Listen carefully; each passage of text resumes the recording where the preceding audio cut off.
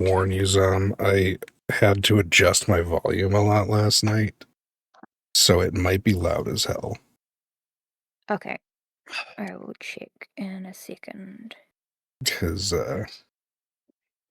Evie and I were playing a game, and she was like, because I was finishing up the tutorial shit before we could, like, do actual co-op. And so she was just watching the stream, and she's like, I can barely hear you. And I was like, okay, it says my mic's peaking, but I'll turn it up. So I cranked it.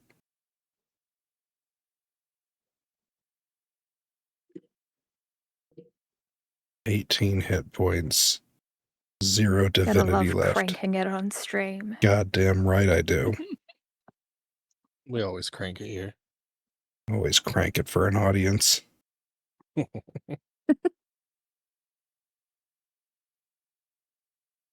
Let the game begin. I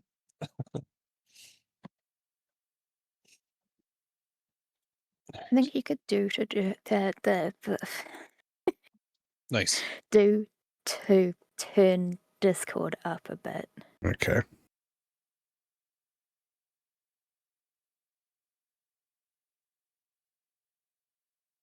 I cannot. Well, Can you turn us up in Discord? I'm gonna check because put us at 210%. okay, I can turn you up, Zom. Woo.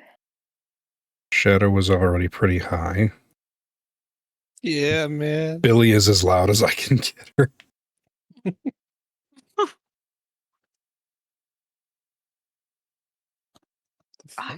Oh my god. Trying to figure out the whole hit points thing because I swear. Oh, hang on. And I swear. What's your max? My max is 64. That doesn't seem like you did it then. Hold on, Unless- I will. Unless it I was don't an know. What insane. level are Yeah, I was gonna we? say, hang on, let's just pull up one of our previous. Level 8. Yeah. What? Yeah, My hold thing on, says let me- level 8. I'm so confused. What's your con mod right now?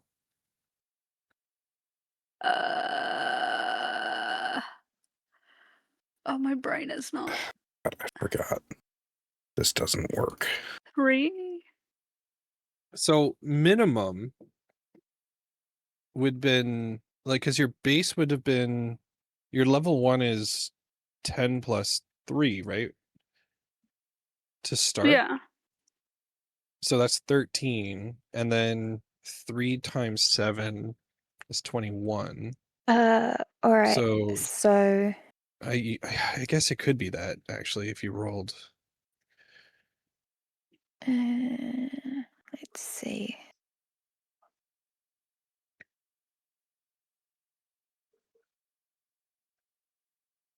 I'm seeing hit dice. No, that was for Lily. I found. So before that. I found hit dice here too. I rolled 5. How many But do you have left? The like, Was that for level up or? I don't know. When was that? I'm like trying to figure it out by looking at like the stream. Oh, I'm back in the roll history. Yeah. So. That's what I'm looking at. I know, but I kind of figure like if I see where my like what point where my hit die were, where I did that would help us Right. narrow it. Yeah. Well, it looks like that the hit die I rolled was before a death save.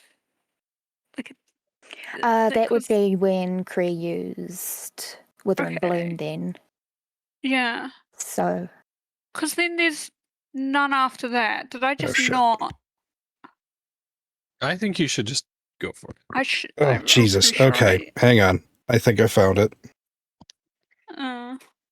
Um, 2d4. Okay. All right. So, using the... Damn it, I can't remember that line from fucking llamas with hats. Judging by the trajectory of the moon and the sun, the bottom of the ocean. I bet lots of holes in them. What the actual hell? I don't know if it's showing them. Yeah, no, I think it might have cleared them. Weird. Because it would have been after Andy had rolled a 2d4 plus 3 that ended with 3 plus 1 plus 3. Because that was like the last roll before I started doing mine after we all realized, oh, we can level up. So Cree. Nope. Yeah, I think it might have cleared a chunk of our rolls. Yeah, Yeah, Because that's we are- what I've noticed. we are Yeah. missing like a very significant... Because I can't even find mine.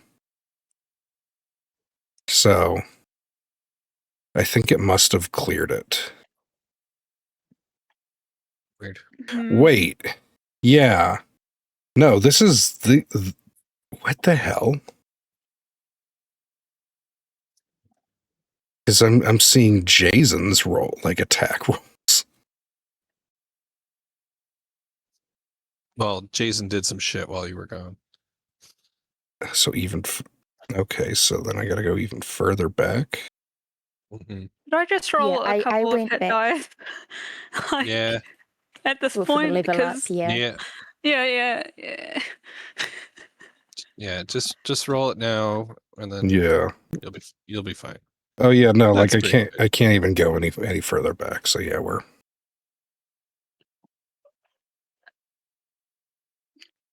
Wait, you have 2? For the level up. Yeah.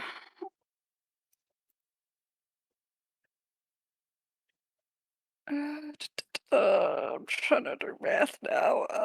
That's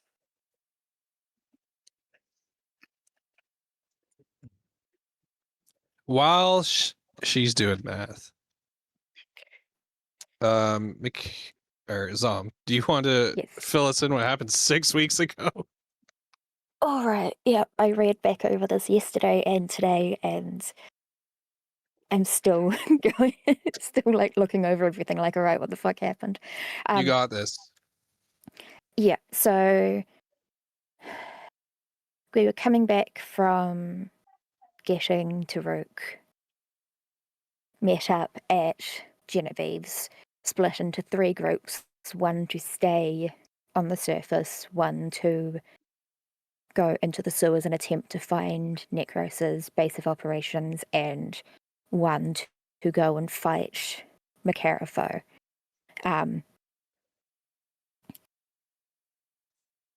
Did a bit of, talking, planning, figured out that the weapons of the champions or the items of the champions can only be used by champions of the god that gave them. And then, yeah, if everyone kind of parted ways, teams A and B headed to the Jolly Jackalope. Upon coming in, found it in a bit of disarray. Noticed a strange box on the counter. Macarifo used detect magic and picked up transmutation magic from it, cast a spell magic on it, around that time also noticed that everyone in the bars seemed to be, slumped over their tables and not moving. Upon further investigation, Cree discovered they were all petrified. Then the teams split ways, and Team A head down to the Iron Pit, where they met McCarafay and the 4 people she had convinced to fight for her. Also found that everyone in the Iron Pit was petrified, apart from a scarecrow. McCarafay used message to communicate with it, and it informed her that there was free food, everyone ate it, they all became petrified. They were the only one that didn't eat it because they didn't need to. And no one had realised that they were actually alive at this point. So they were... I'm going to interject here. There was also a point where Baltok pointed out that other creatures who did not need to consume food, when they got hit with it, also turned to stone. Well, it was going over. Or I think he still said, I don't know. Yeah, I don't know why Lavender ate it. She doesn't need to eat. Mm-hmm. So, yeah, and McCarafay kind of had the thought of the Stone Lord that Southia had mentioned. And then, got into the pit, started fighting. It was tense. Mm-hmm. It would have been so bad if that one dude hadn't fucking nuked all of us. Yeah, yeah. I think everyone went down apart from McCarafay.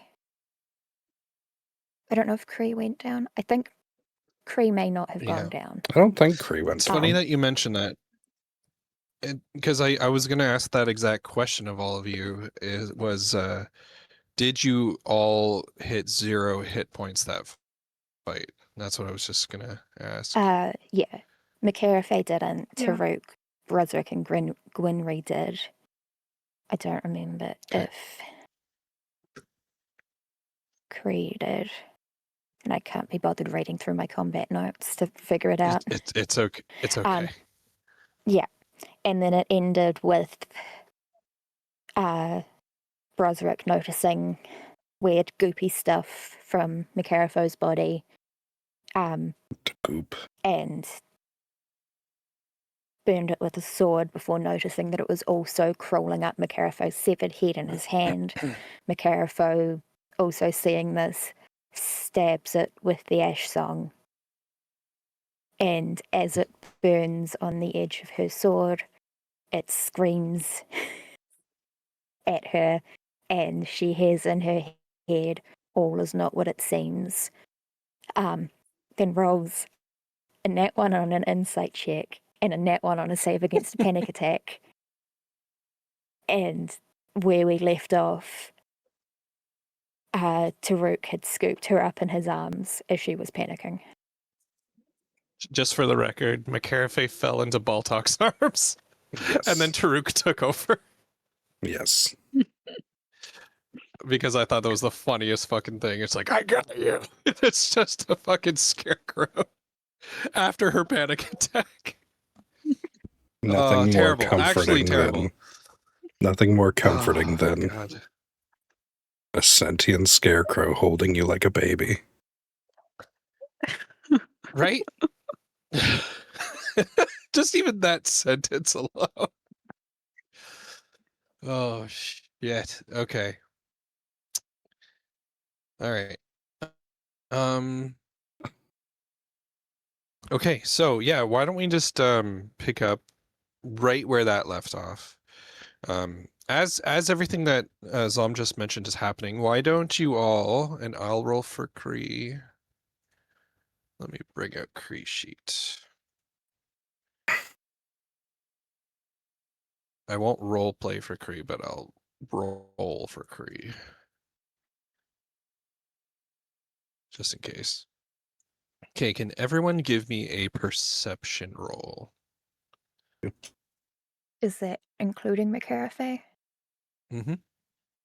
You will have disadvantage because of panic attack? Yeah, okay. Yeah. There we go. I have contributed nothing. All right. Not too bad. So the highest of everyone was 14. That is going to be one under what I was kind of hoping. But that's okay. It'll play out well, I guess, in this scenario. So why don't you guys take it from here, and I'll interject when I need to. Well, I mean, does anyone have anything they want to do? I was should I just go absolutely into going to panic attack loot the mode? bodies. But Yeah, McCarthy's just panicking, and you're just like, yeah, whatever. Bresrick had to hold on. scrounge up his own armor at all points in his life. This is just what he does. You're also in the someone arms write of a this down. minotaur. It's fine. Someone write this down. I'm just gonna list shit, okay? And I'm gonna list it in order. I don't have this all together. I'm holding 5 sheets of paper. You are going to find a shield, a long sword, a javelin. Was 2 daggers, chainmail, a glaive,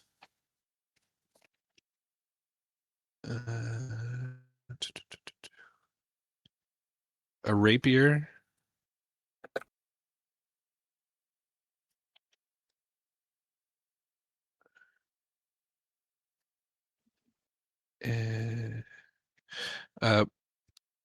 Lady Celestine had black plate armor.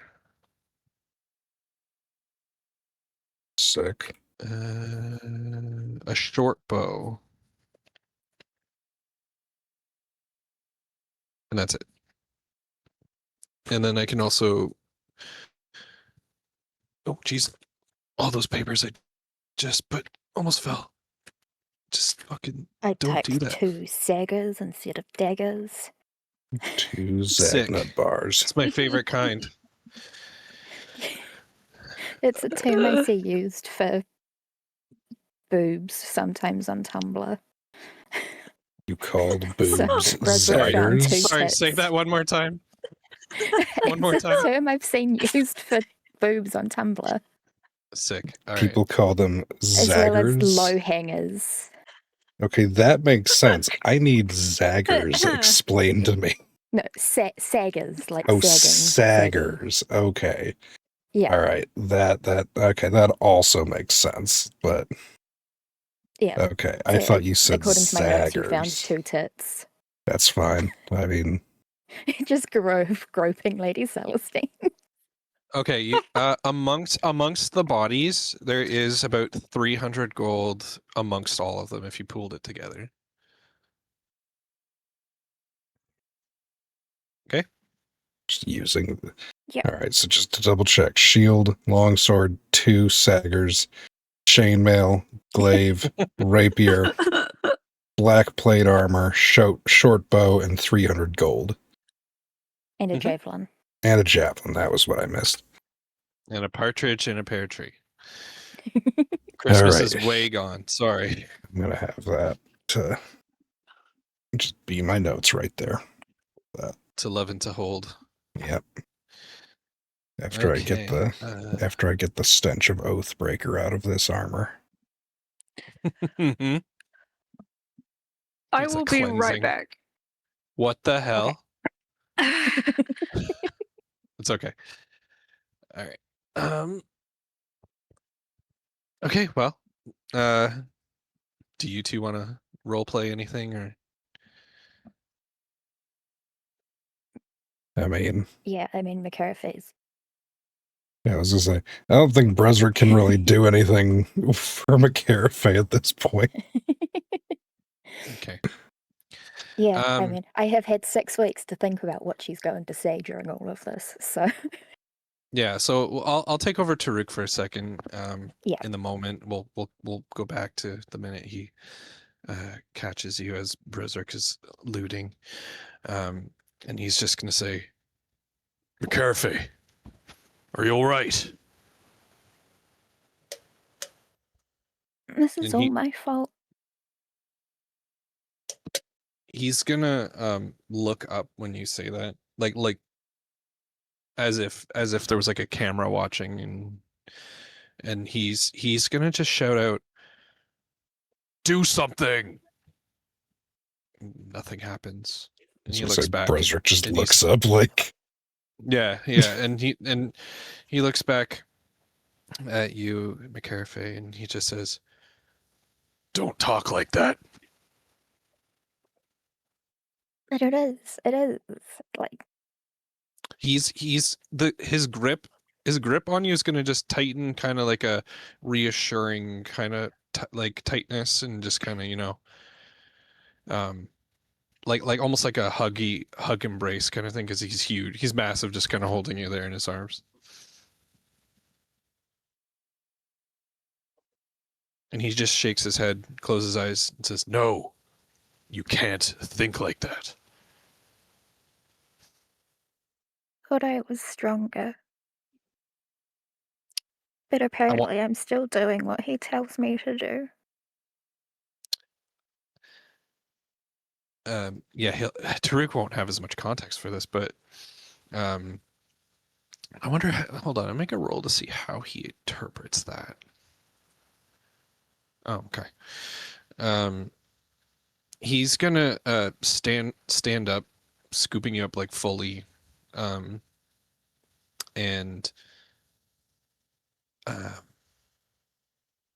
he would look to Kree for this, or Gwendry. I'm back. Okay, good, Thank perfect. God. So Taruk has picked up McCarthy fully in his arms as she is having her panic attack, and he's going to look to you, Billy Gwynry, and say, "She keeps talking about someone. I don't think it's Corbus. Do you know who she means?" I'm gonna come closer. He's probably holding her up really high, huh? Yeah, but it's enough that she can be turned. She can be turned. Yeah. Yeah. Okay. Gwynry on her Okay. tiptoes, trying to. Well, okay. So I'm rolling good for his luck intuitiveness here. He's gonna kneel, still holding her, so you can. Okay. Yeah. Okay, I'm gonna like put a hand on McCarthy's shoulder and just say it's not your fault. And you checked the stupid brooch.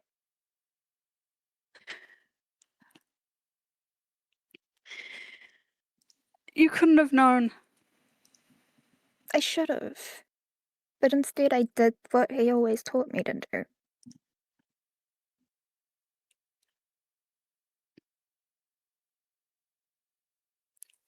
Cornery's gonna trying to think about what Cornery would do.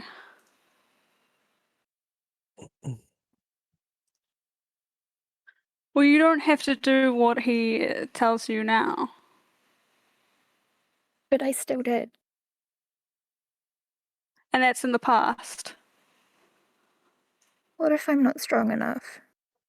What if I never lose the influence he has over me? I think you're stronger than you think.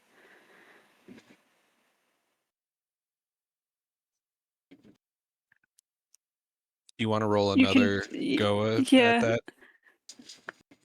You want to roll another go at panic attack?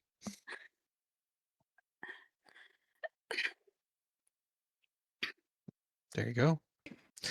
I was gonna say advantage if that was worse, because I feel having support here, and I'm assuming Kree would also be chirping in here. Get it? Chirping. Anyway.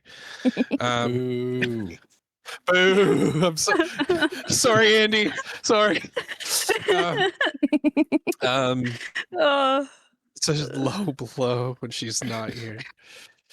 All right. But yeah, so I wouldn't.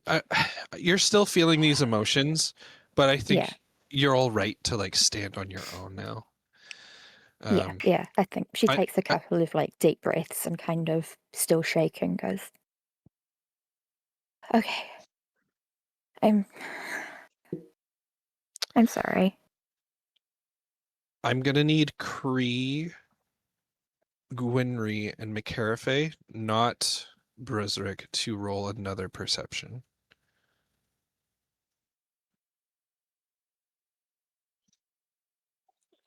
What? I was really hoping. Wow, 2 double 14s. That's nuts. Yep. Okay, so Dang we still haven't hit the 15. You screwed up the whole flow.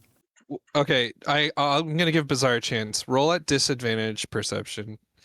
Oh, good. That's what I need disadvantage with. All right. Yep. Okay.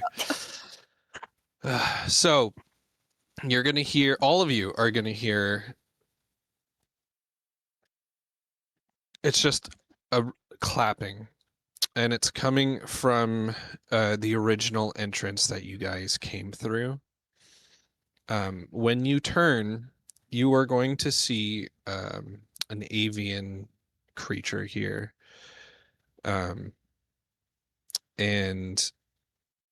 it looks like this creature has already set a small, we'll say like Aladdin-style lamp on a table, and the spout is pointing towards you guys.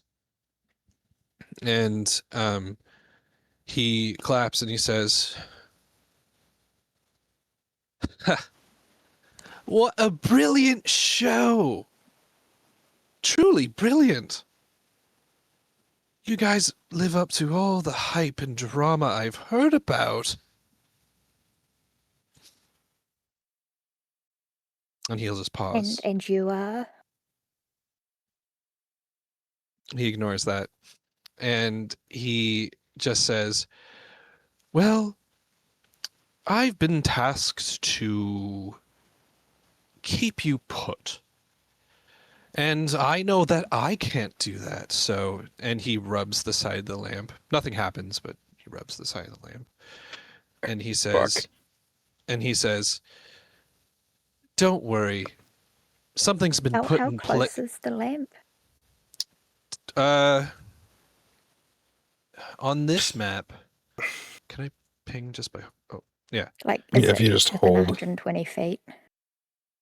Where are you? 5, 10, 15, 20, 25, 30, 35, 40, 45, 50, 50. It's about like 60 feet away.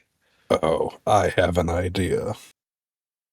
McCarthy is just on instincts. Hold on. I need to get this out before you do anything, because it's important that he said, I know I can't beat you, but something's been put in place to keep you here, and you all hear this. Now go ahead. Yeah, gonna cast Dispel Magic on the lamp. What does it look like when you cast Dispel Magic normally? I mean, she's only done it once before.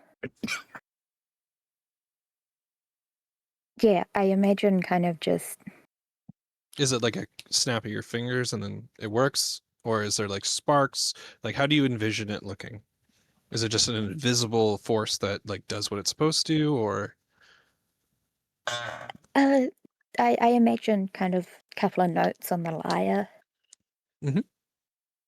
Okay, and so it kind of carries the magic, yeah. Yeah, you instinctively look dead at this avian creature with its like slick back feathers and everything, and you strum, or however you want to do it.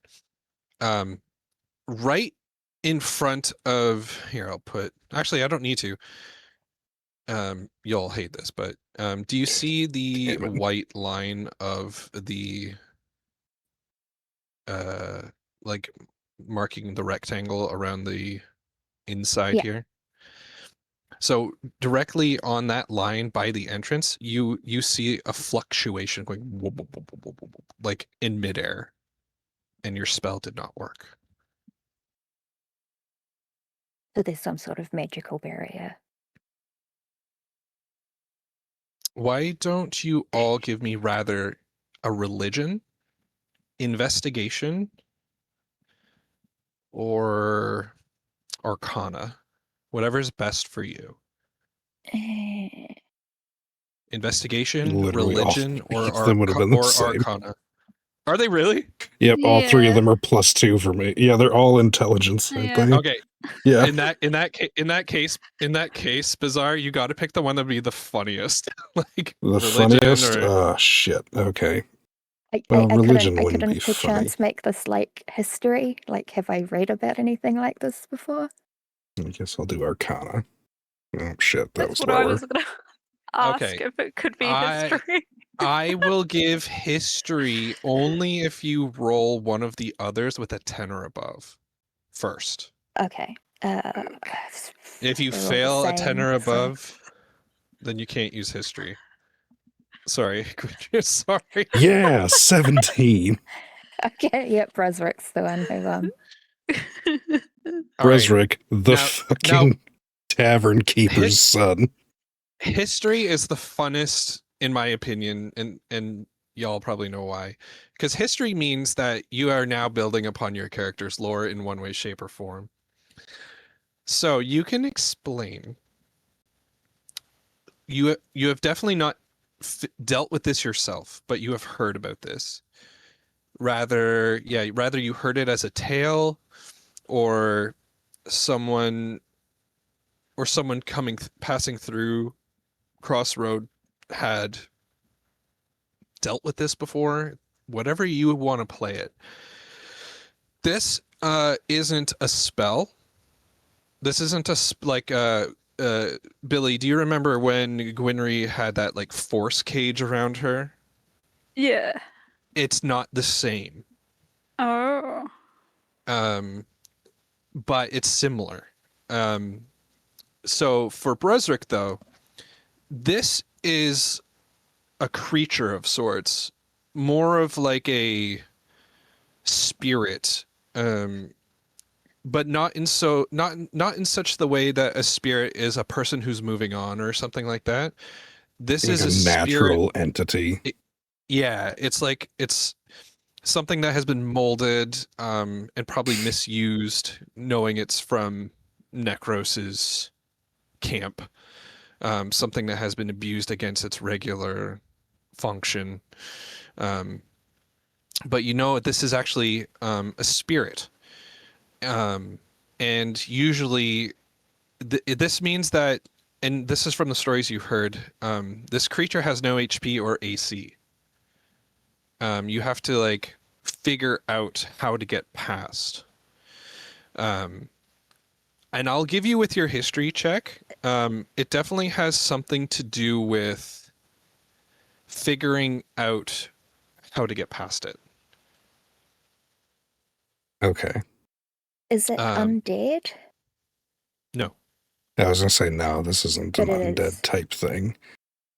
This wasn't something But that was like once alive or something. This was just like, it just existed. And then it was kind of like captured and then like misused. Kind of like a forest spirit. Kinda. Yeah, like if the forest itself had a spirit, and then you kill that spirit and all the plants died. It's like that kinda, but not exactly. Bresrick So will kind of just... the closest thing you could kind of point it to is kind of Fey-ish. But does Bresrick say anything in this moment to everyone? I mean, he's going to look at the avian guy and just kind of be like, you assholes.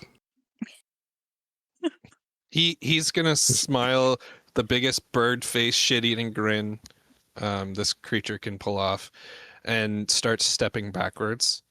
Bresrick's going And to he's- walk up to the barrier. Mhm.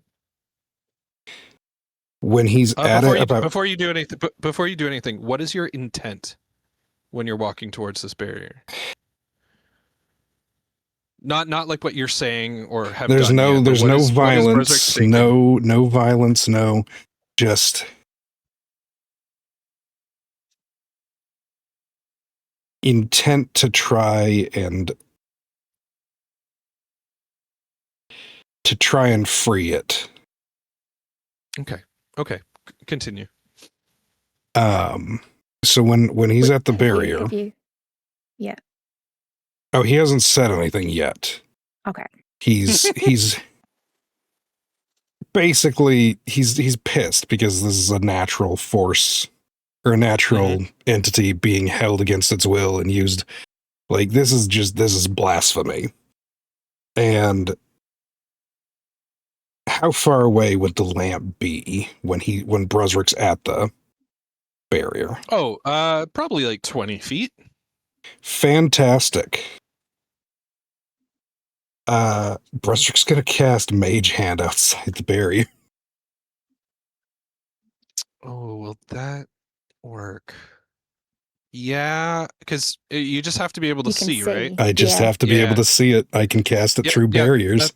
That's totally fine.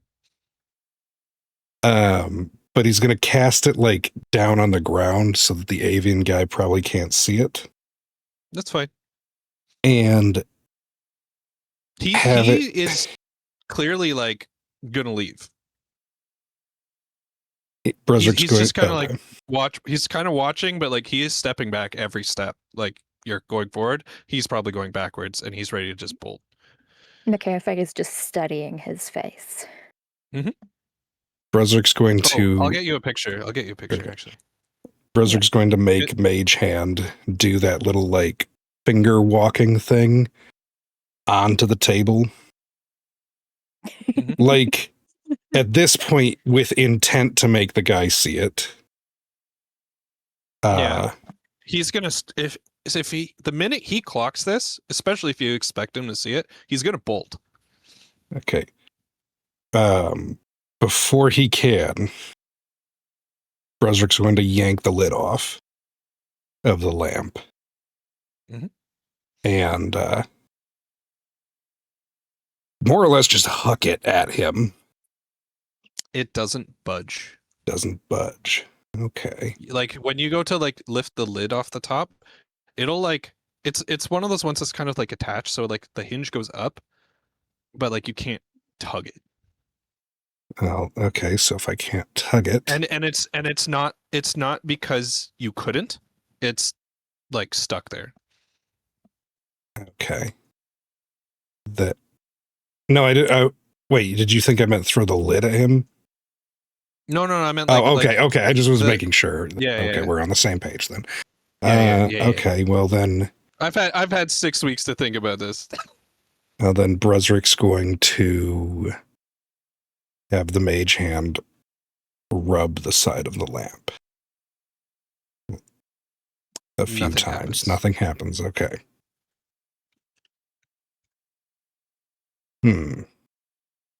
Yeah, this guy's gonna fucking bolt, unless you guys like verbally get his attention. Bresrick's gonna kind of mutter to, or like whisper, loud whisper, but not like loud enough for him to hear it. To McCarafay, just be like, keep him talking. Sorry, I didn't catch your name. And oh wait, that's not his voice. And you're not gonna get it.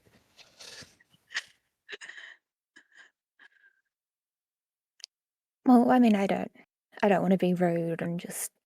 Roll me a persuasion to keep him here. Yep. You're gonna have to roll like 17 or higher, which I know you can do. I was gonna say, yeah, the Yeah. the plus 9. so- I feel. Yeah. Well, that's why I feel like 17 is normally pretty hard, but yeah. So what do you say to keep him here? Cause he, like, you can tell, everyone can tell he has done his job. For all you know, he's free. Who knows? But he's like ready to get out of here. Well, I don't want to be rude when referring to you in the future. I mean, obviously, you're going to be part of some fantastic story, no matter the outcome. And I want to do my due diligence to make sure everyone is credited for their roles properly. He turns to fully face the group, puts his hands on his hips, and he goes, "And do you think I'm going to give my name to some barred witch who's going to curse me till the end of my days? No, I don't think so."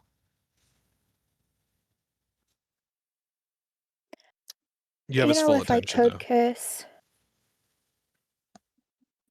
maybe that's not something I should look into. But also, Can you roll me intimidation? okay.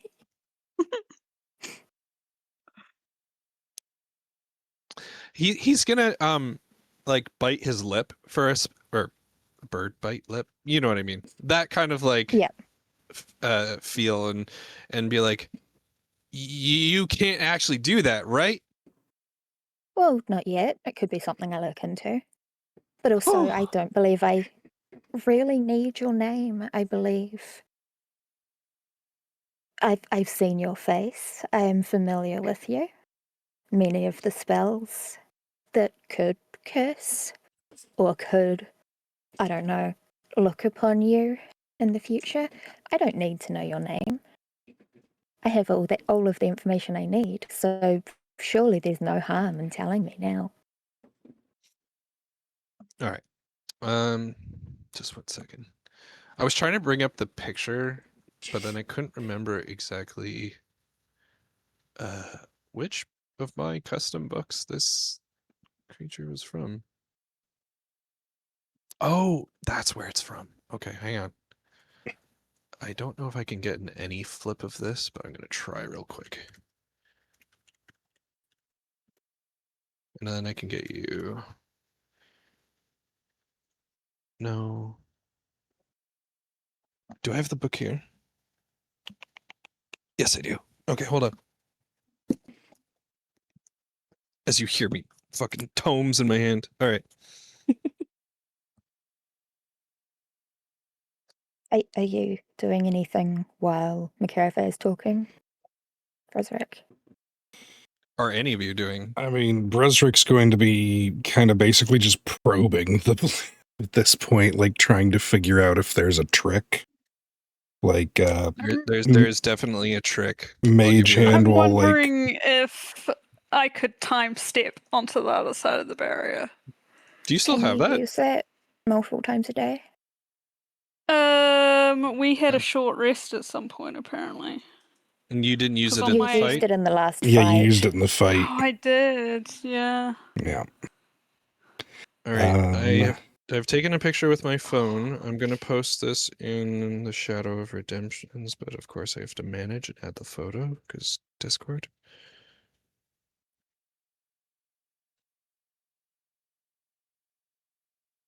All right. Don't read into the other shit. I could have cropped that out, but it's fine. I don't expect you to. If you do fight him, that's cool. So that is what he looks like. So kind of like a cardinalish red head, bluish black wings, and just some like light armor. Kind of like yellowish, but not gold. I'm gonna go straight off that picture. And I'm just gonna quickly, for his name, his name will be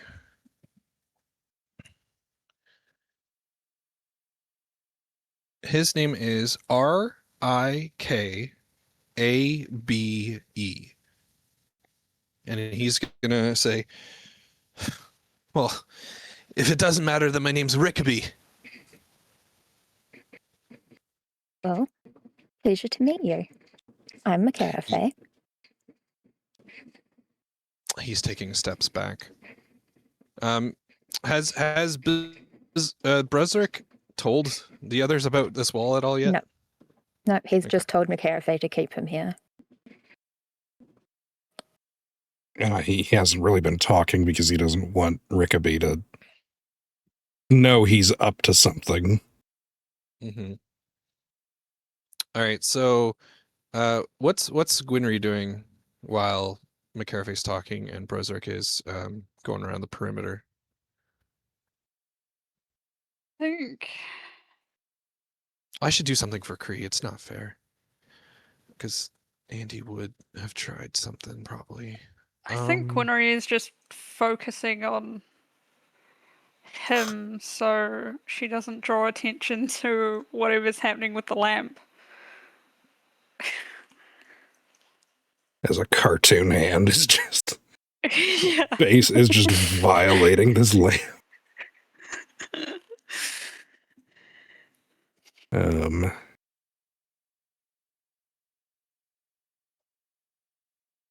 Oh, I do have another idea with the lamp.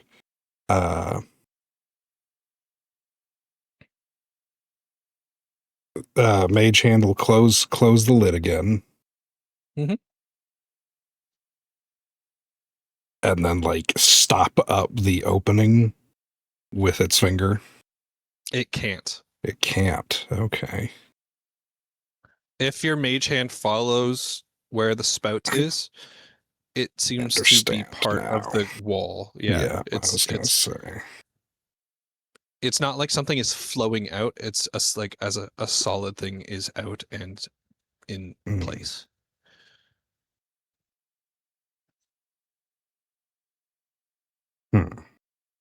What did you roll? You rolled history to get that, right? Yeah. And your original was religion? I think I did. No, Arcana, right? Yeah. I mean, I rolled both, but that's okay. We'll go with Arcana. Okay, well, so why don't you try to roll an insight here? Insight. Fantastic. Yep, I was gonna say the worst one. Okay. It's all right. Well, I'll give you different ways. I'll give everyone different ways as you go.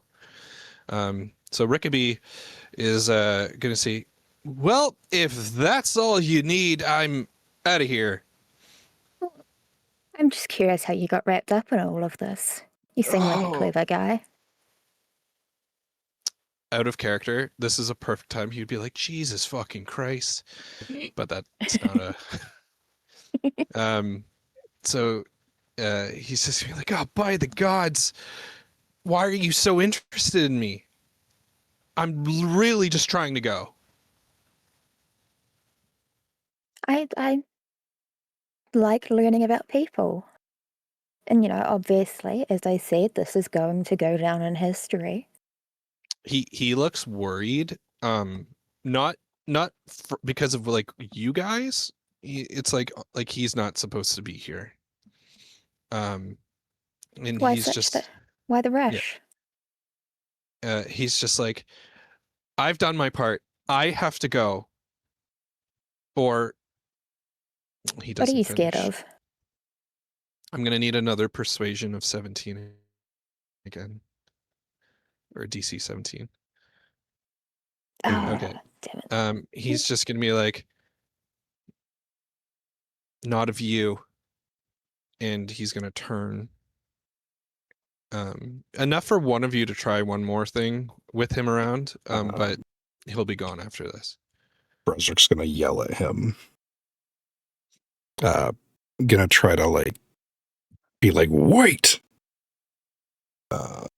He'll pause. Like he's taken a couple steps away, but he's gonna do that thing where when someone kind of shivers from behind and then turn around. Yeah, he'll do that.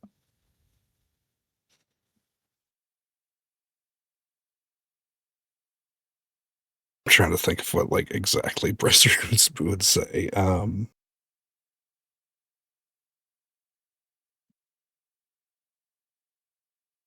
Were you the one who trapped it?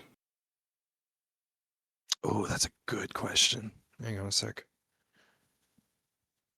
My character was just about to ask the same thing. Hang on. Or similar thing. I need to flip to the thing, not him. If I can find it really fucking quick. For those watching, these creatures come from the yokai bestiary. Korean myths and legends. It's a fun book to read. While he's panicking over this question, yeah, Frederick's going to be quietly, like, kind of like gently resting his forehead against the barrier. And he's going to start whispering to the spirit. Give me a performance. Give me a performance check. I know this is, I know you're being genuine here, but I just want to, okay. You're going to get you're not going to sense any ill will from the wall, from the invisible wall. I had a feeling. All versions of this legend.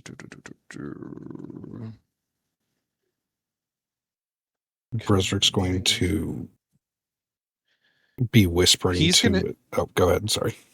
Yeah. He's going to answer the question saying, I may not have been the one who tamed it, but I was present. And how does one tame whatever this is? He's not going to even respond to that. He's going to take another step, turn. Gwynry, do you want to try to keep him here? Yeah.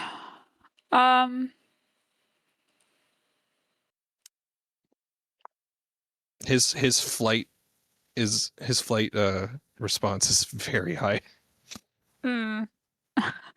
I don't know how well Gwynry's going to be able to like hold his attention. I like in the book here, it says this wall cannot be moved, damaged, destroyed, including dispel magic or attempts. Yeah, anyway. So it thought about it.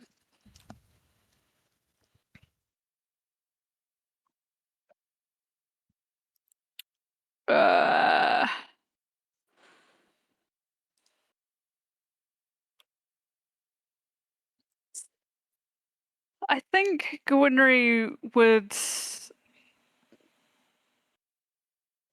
probably ask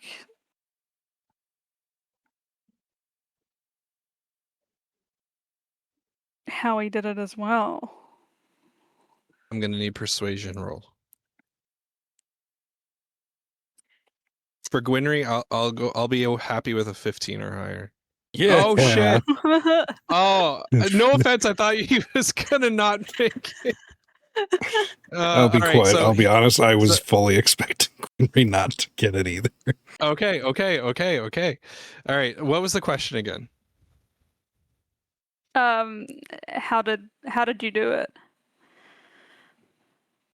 It wasn't me who did it. If anything, I'm more of a broker. I'm the one who delivered it and was forced to install it. And he kind of just looks down. You say. Yeah. And I've done what I need to do. And I'm gone. You think you're going to be safe now? I do. Well, I sincerely hope you are correct in that. Maybe I'll check in on you. Well, if you don't curse in the future. He's like, if you don't curse me, and he's going to do like a shaky salute to be cool, but his feathers are kind of shivering a bit, salute. And Rickaby is going to just flee. I hope he doesn't find you. Yeah, fucking fleeing.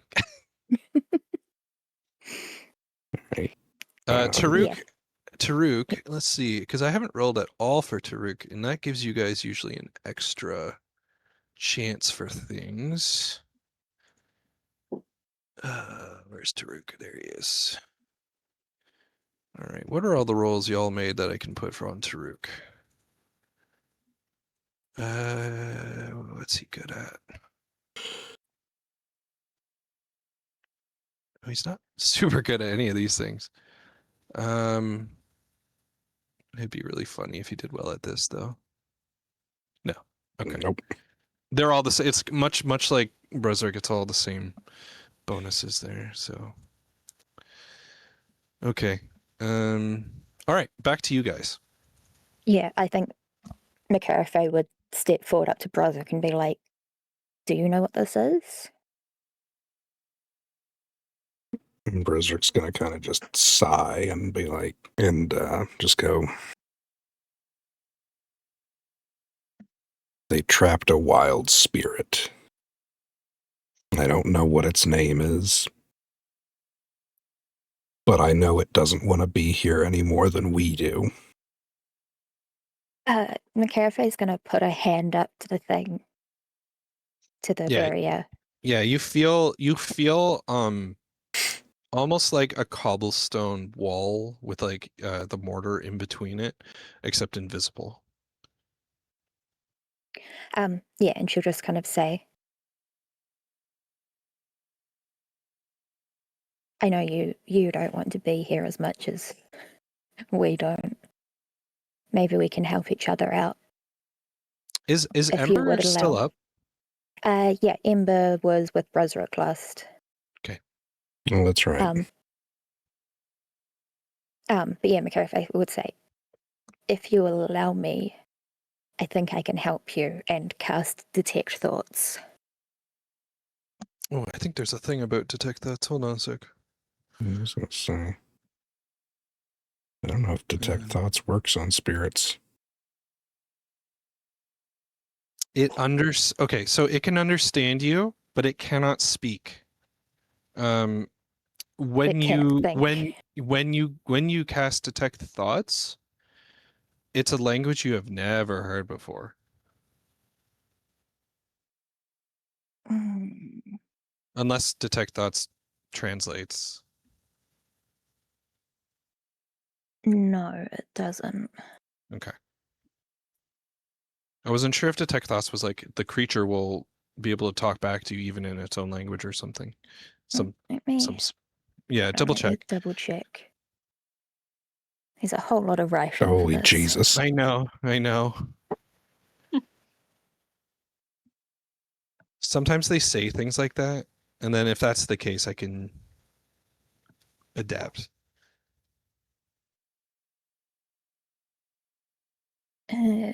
As if the creature you choose has an intelligence of 3 or lower or doesn't speak any language, the creature is unaffected.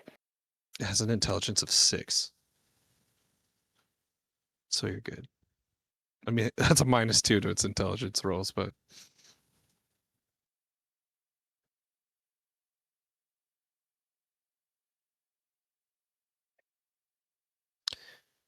let's see if I can give you help. Let's see, would this work? Okay. Ball talk this whole time is just kind of watching this whole thing and be like, "What are you guys doing?" Yeah, you know, communing with spirits. Why? Come over here. It doesn't say anything about language. Like if it's the way I'm interpreting this is if it's thinking, specific thoughts, then need to be able to understand the language, but you could still glean emotions, kind of. Well, you're detecting Imagery. thoughts, not words, right? So. Yeah. Okay, I'll still give you something. Don't worry about that. So with that detect thoughts, you're gonna see it's not words you're hearing. You're gonna see quick flashes of images. You're gonna see a landscape of trees, and the trees are in like autumn per se, or They are in a orange leaf kind of foliage. The ground has a lot of dry grass, like yellowish, and a lot of dirt patches and a lot of rocks.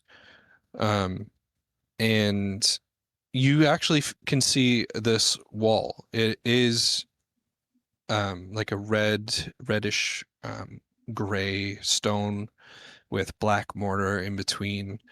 And you just feel a sense of contentedness, but that's all you're really going to glean from its thoughts. It's just thinking of where it should be. I have an idea. I'm going to kind of take my hand from the wall and be like, give me 10 minutes. Ball talk. Oh, go. Sorry. I didn't know you were done. I'm going to start ritual casting comprehend languages. Perfect. Yep, that would do it. Ball talk is going to like jump over to Brozric by the barrier. Because he's a scarecrow. Brozric will just kind of be like, reach his hand up and be like, tapping on the wall and be like, take a feel of that. Ah, damn it. Heaps thoughts. Ball talk goes to do that, and his hand passes through. And he just looks up and he's like, he wasn't intended to be contained. And he's just going to be like, I don't know what the big deal is. And he just hops through. Brozric's just kind of quietly sigh. Just Baltalk is gonna hop back through and just tilt its head and be like, "You can't get through here." Baltalk. Sure that's not his accent. I don't remember what his accent even was. Baltalk, what are you made out of? He's just made of like wood and metal. No, that's not what I mean. What do you mean? Well, normally scarecrows don't just wander around of their own accord, but so, like, what is he? Is he a spirit that's been put in a body? Is he... Oh my god, I gotta go into Scarecrow D&D lore. What page of the monster manual is the Scarecrow? There we go. Alright. A Scarecrow is a construct. Okay. If that helps.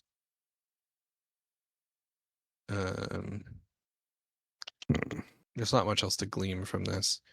But Baltalk's just gonna be like, I don't know what to tell you. I don't even know how I came to be. I've just always been a scarecrow. All right, well, see that lamp over there? Yeah. Go see if you can figure it out. Something's coming out of it, and it's stopping us from being able to leave. Yep. Baltalk just kind of hops all the way to it and starts like poking at it. Nothing's happening right away. You see him just like after like some frustration, maybe it's like 5 minutes pass, and just starts fucking clawing at it, like attacking it. Nothing's happening.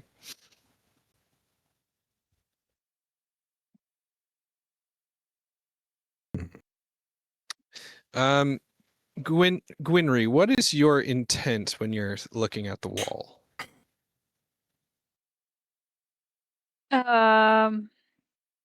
Like, what are you? What's going through? Yeah, what's going through your head? Like. Yeah. If you were to put it into a sentence, like. I'm just, I guess, curious as how that manages to get trapped in a lamp. Sure. Does anyone want to do anything before comprehend languages is up?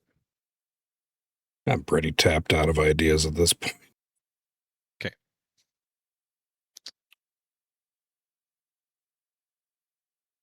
All right, so we'll say the time passes and the ritual can complete. So, Yep. yeah. And it's about that time that McCarthy realizes that plan isn't going to work because she can only restore a level 1 spell slot with sorcery points because she only has 2. So she can't cast Detect Thoughts again.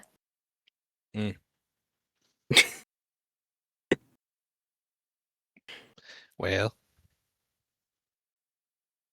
shit. I'm just looking at my level 1 spells and I'm like, I could try Command, why don't you all Detect give Magic. Why don't you all give me a flat intelligence roll?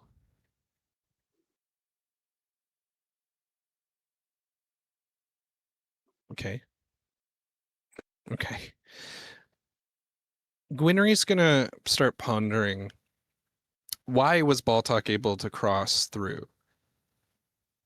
And with that 18 intelligence, we're gonna maybe you remember back under the mountain, people building like automatons and things like that. And you start to wonder, because this is a spirit, this is a spirit, and spirit and it's more akin to something fey like. You start to think, why is Baltok able to go through? And you're starting to think it's not because of what he's made out of. It's his mindset and what he's thinking when he crosses through. Oh my goodness. And you're starting to think with no. an 8 with an 8 Oh my with, gosh. yeah. Okay, wait. So Go I'm ahead. Gwynry is gonna try really hard to just believe this is not a wall. That there's nothing there. And then try and walk you know what? through. That's close enough to the right answer. Can I take a guess as to what the right answer was? Yes. He wasn't thinking at all. His head was empty. Close. It's very Damn close. it. It's very close. So you guys basically got it, but to get through this wall, you have to not want to get through the wall. Like, you don't care about getting through the wall, as if it's not there. Okay. Yeah. Yeah. Because Baltok doesn't like give a shit. He's just like, I want to go over there, and it doesn't. He just not thinking about the wall at all, because he's just kind of oblivious and just Damn it, walks Soph straight through. McCare hadn't done the spell. You guys wouldn't have would known. just walked was- there and beaten that Yeah. guy. I was totally Damn it. banking on one of you doing something to reveal the wall. Damn it. I could have thrown the javelin at him. So Gwynry walks through the barrier, but actually give me a performance with advantage, because you have to pull it off. Now that you know the trick, you have to pull it off. Okay. You know what? The DC will be 10, because like, you figured it out. That was the hardest part. And Gwynry walks through. Taruk looks over and says, wait, how did you get through?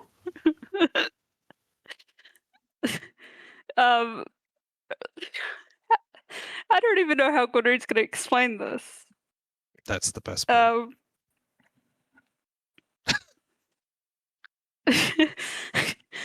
Taruk tries to walk through, just boom. She's just gonna say, the wall does not exist. Believe the wall does not exist. Yeah, Baltok's gonna be like, what wall?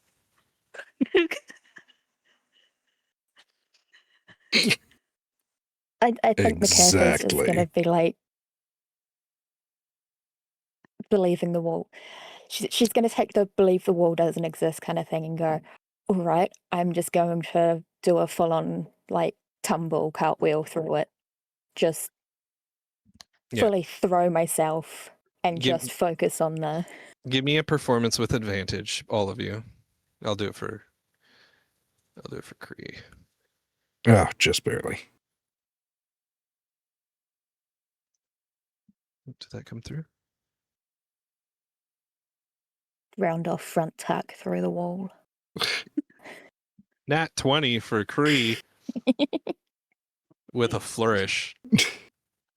All right. Yeah. As you Nat 20s walking through the invisible wall. McCarafe, as you get through, you're going to hear in your head, "It was nice having you." And the lamp cracks and shatters.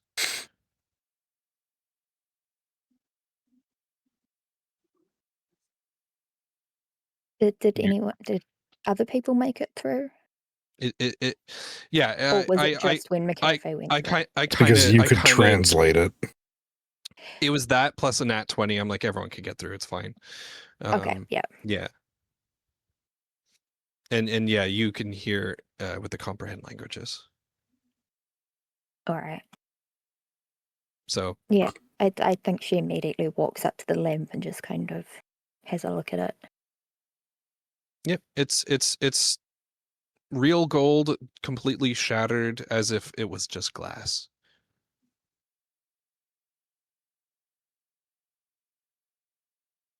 Mm. Yeah, picture Aladdin's lamp, but that's yeah. I think she's just going to kind of pick up the pieces and put them in her bag. Cool. You have one broken lamp.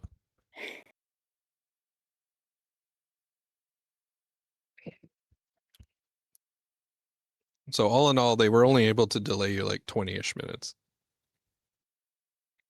Yeah. It's not really a win on their part. No, not really.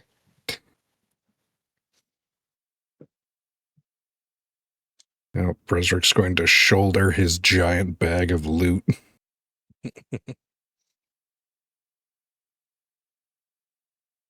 And just kind of be like, we should get back to Genevieve's. I want to have a look around here. Oh, I hit the wrong button. I want That's to go worse. up.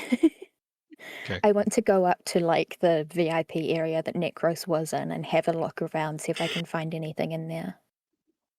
It's if anything up there, you'll see maybe like one of the pit's guards, just a regular guard, just petrified.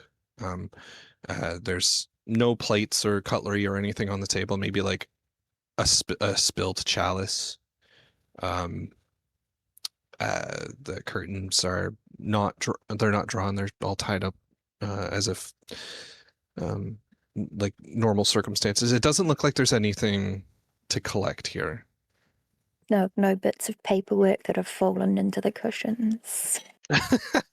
If you roll nat 20 on investigation, I'll give you a piece of paper that's fallen between the cushions.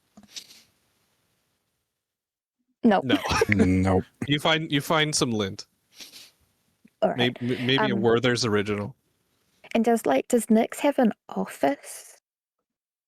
That's a good question. I'll say he definitely has a room. And it's probably like not a permanent kind of thing, even though he's been here a while. It's just he doesn't see this as home, really.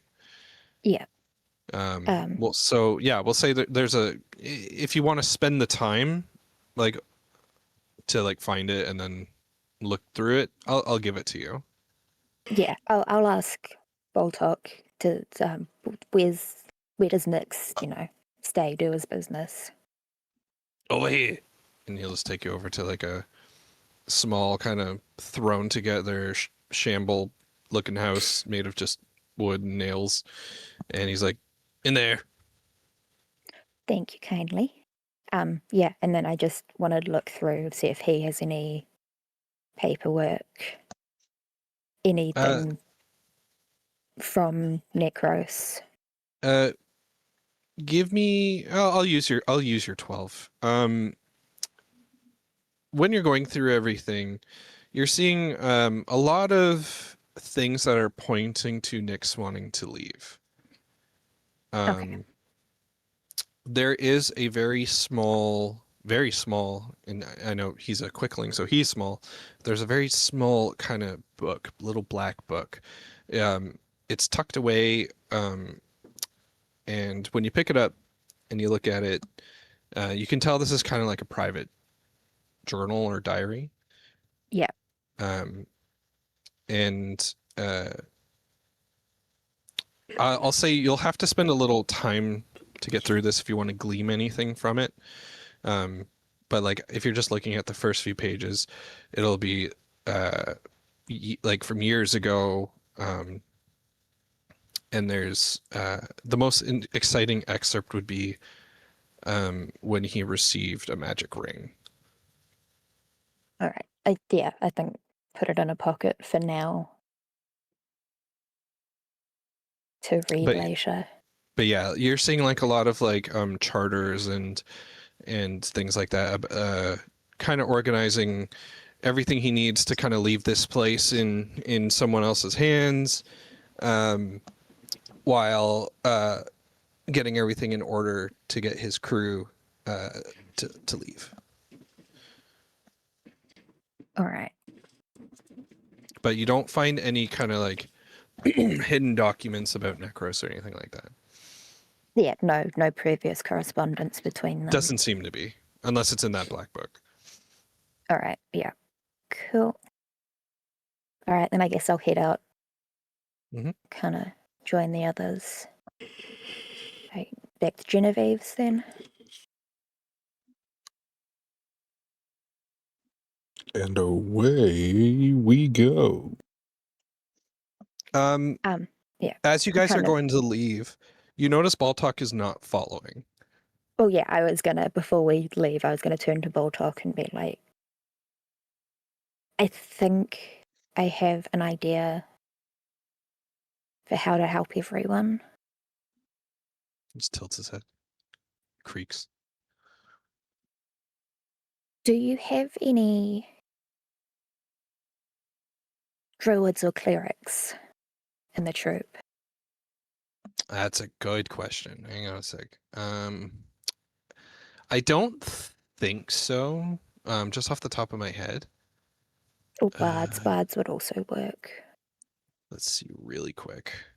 Where is Nick? Should be here. Close. This dock, for whatever reason, always has Alia open. I have no idea why. I close it. Anyway. Okay, here's the crew.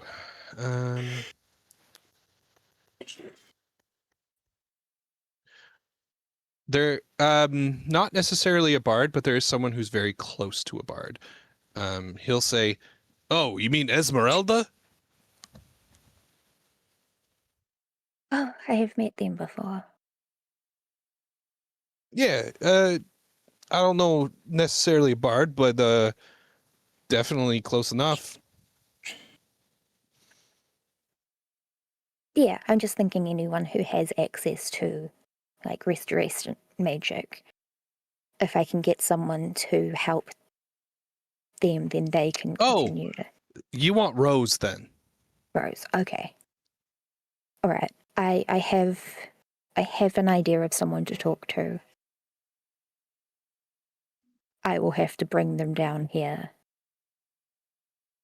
Or where is Rose? I believe I have also met Rose, but where would I find Rose at the moment? I have no idea.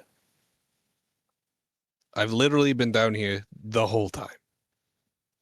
All right. Well, I will come back with someone to help and see what we can do. He nods. We'll be seeing you. Best of luck. You think he tries to wink at you.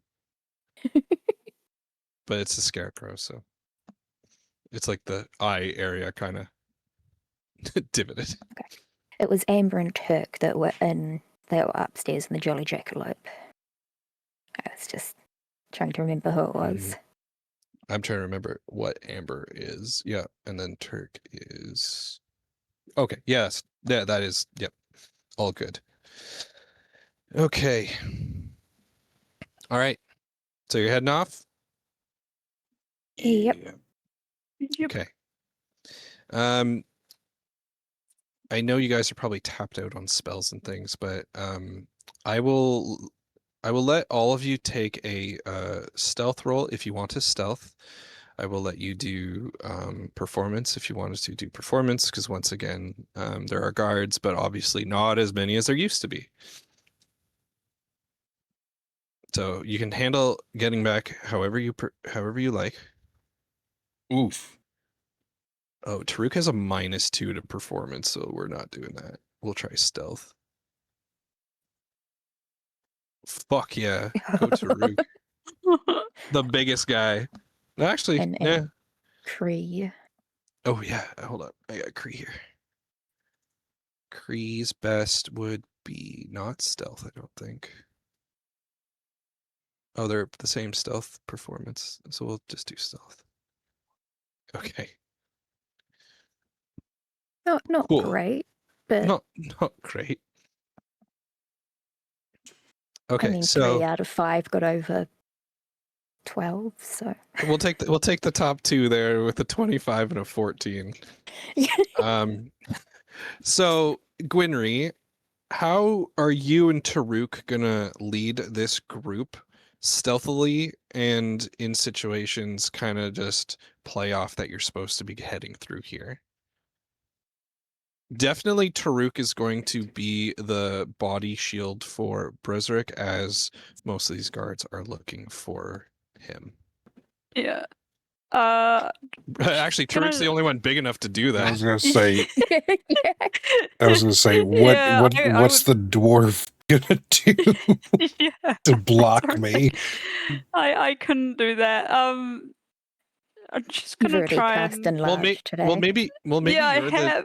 maybe you're the distraction while Taruk is hiding Brozric.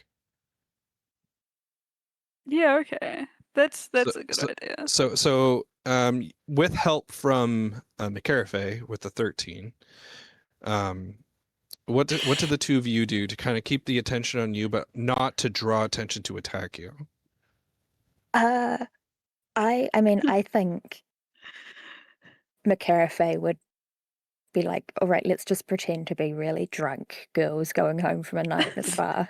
Just giggling, Yeah. You just covered in giggling blood. and stumbling. Yeah.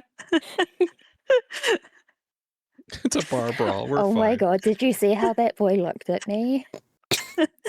And then they totally got into a fight over me. I know. And I beat them both up. Yeah, you see a guard nudge another one, point at you two, and the other one just like nods, and the other one's just like shakes his head.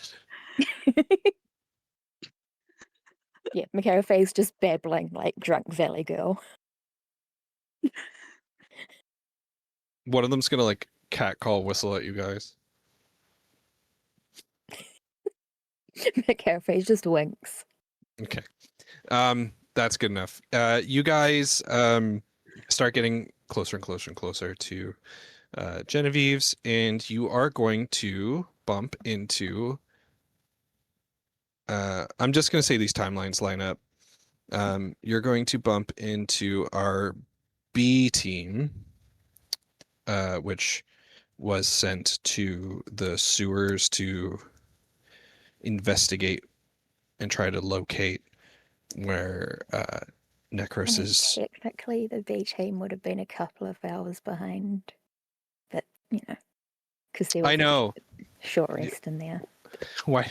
Yeah, that's why I was like, the wall was gonna kind of help out with that, and then you guys got through that. Yeah, all right, fine. So, yeah, we won't. They'll show up in a bit. Yeah. Okay. Doesn't change. So you guys are going to make your way to Genevieve's, but you're going to start notice. Oh yeah. Just there would be a Leonin at Genevieve's. Yes. Just wait. As you guys get closer, with that 25 stealth from Taruk, though, I'm going to let you all roll with advantage for this next perception check.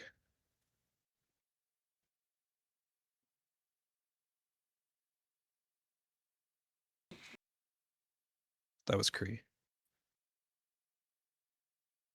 You know what? While I'm in Cree's thing here, I'm going to turn on her add name to character templates.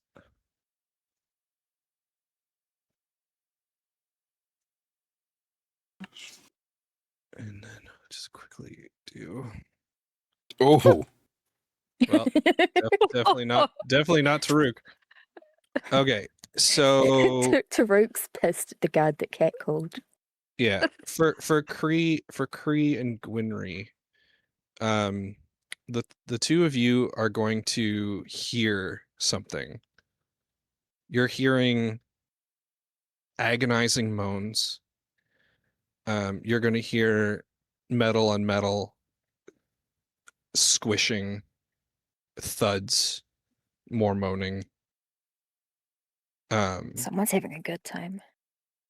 It's not good moaning. As you guys start making your way closer, you're able to see Genevieve's is in view, and it looks like a massacre has happened outside of Genevieve's. There are maybe 6 guards left. The windows are completely smashed. It looks like things have been tossed at the windows. Standing in front of the door, with multiple daggers in their body, even a full-on longsword going through the chest, is Alastros. Outside, like from where he is standing, there are piles of probably, I'm going to say 50 guards, dead guards. I was about to ask how many. It would be funny, except for like, he's panting. He has like, we're going to even say there's like he has an eye permanently like shut just because so much blood is like, he is like on his last legs. He's done everything. Faith just, as soon as she sees that, shoots a healing arrow at him. Okay. You don't even have to roll for it. Roll for the health, but don't roll for 2 hit. 11. Okay. I'm going to work it this way. When that healing arrow hits, all of the blades within Alastros's body slowly kind of push themselves out, followed by a lot of blood as the wounds slowly like close. Definitely where he had one shoulder really slumped down, like almost as if his arms kind of paralyzed. He kind of like, he seems to be filled with a renewed vigor, and he licks his lips and he's like, you boys are in for this. And he's going to decapitate the 2 in front of him and kick their bodies before the heads can even like move, and they just fall in front of him. That just leaves like 4 guards left who, when you look at them, they look frightened, but their eyes are almost like compelled. Not Necros like eye compelled, but like it's almost as if like they have to do this. And they rush. Just gonna yell out and be like, "It's gonna be better for you if you just leave." They're gonna charge Alastros. I'll let you guys each have a chance to narratively do something if you'd like. Yeah. Makaya Faye's just gonna be like, "This is gonna end better for you if you leave. Like, go save yourself. This is not worth dying for." The words don't have an effect. Run and tackle. Yep. Or I don't know how close together they are, but if I can get like 2 at once. Yeah. I'll allow it. Roll in athletics with advantage. Yeah, with a 21, yeah, you bowl through 2 of them. And as you do that, you see behind Alastros in the wood inside the door, which has been completely blown off of Genevieve's, he had stuck a bunch of arrows into the wood, and you see like maybe like 14 empty holes, and he reaches, grabs an arrow, and just grabs another arrow, and the 2 that you bowled over, dead. So he's at like, I don't know, whatever I said, 24 or 34 guards killed. Well, we're up to 159 total. It's almost like wiped. As soon as you were like going up to Genevieve's, I was like, well, better turn to the page. I was counting how many guards were killed. Yeah. Does Brezark do anything with the other 2 remaining guards? He's gonna huck his bag of loot at them because it's heavy as shit. Okay. Athletics with advantage. There you are. It was not that's a good surprising. load. Yeah. Is that not trained for you? No, because my Oh, trained oh. ones are both intimidation and persuasion. Gotcha. All right. Yeah, but it wasn't going to be a high DC anyway. So yeah, you hit them, but you'll hit one of them, not both of them, and that one just completely topples over as like a big black plate armor kind of gong right like into his body. Willem scream, falls over. The other one just charges at Alastros, which he takes the sword of one of the dead guards near him, impales the other one, kicks him.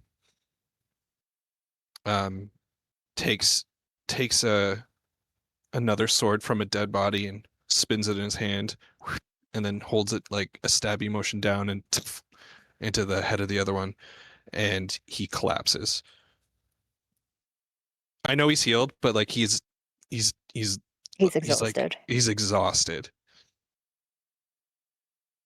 Who's the first one to get to Alastros? Probably Gwynry being right. Yeah, I was gonna Probably say Gwynry. since Gwynry rushed over there. Yeah. So Gwynry, we'll say you kneel down real quick just to check in, and Alastros's last words are, "Get in there. I don't know how many got in," and head hits the pavement hard. Okay. I'm gonna immediately dash in. I will follow. So say Brezark Sword in follows. hand. Yeah, so Kree also, Taruk. When you get inside, you see that the place is completely trashed. Every single table had, not all of them had been moved to be a defensive kind of fortification, but the ones that weren't, definitely there was struggle here. Dead center in the middle of Genevieve's is a stone Alaric looking at the front door, shield raised, like ready to like charge. At his feet will be just a cupcake that had been smushed, like as if someone just launched it with a slingshot at him.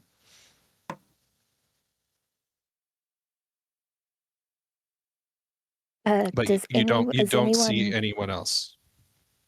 Okay. So it's just him.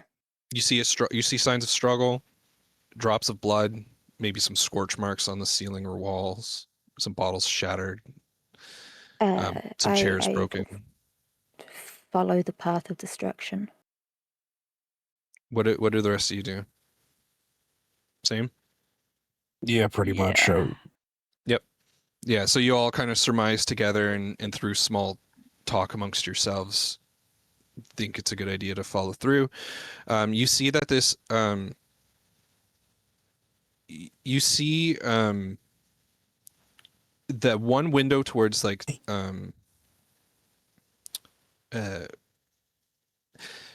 sorry, The northwest corner is like a room that has a window that is it's as if someone completely ripped down the side of the building to make like a makeshift door there, and you definitely see drag marks there.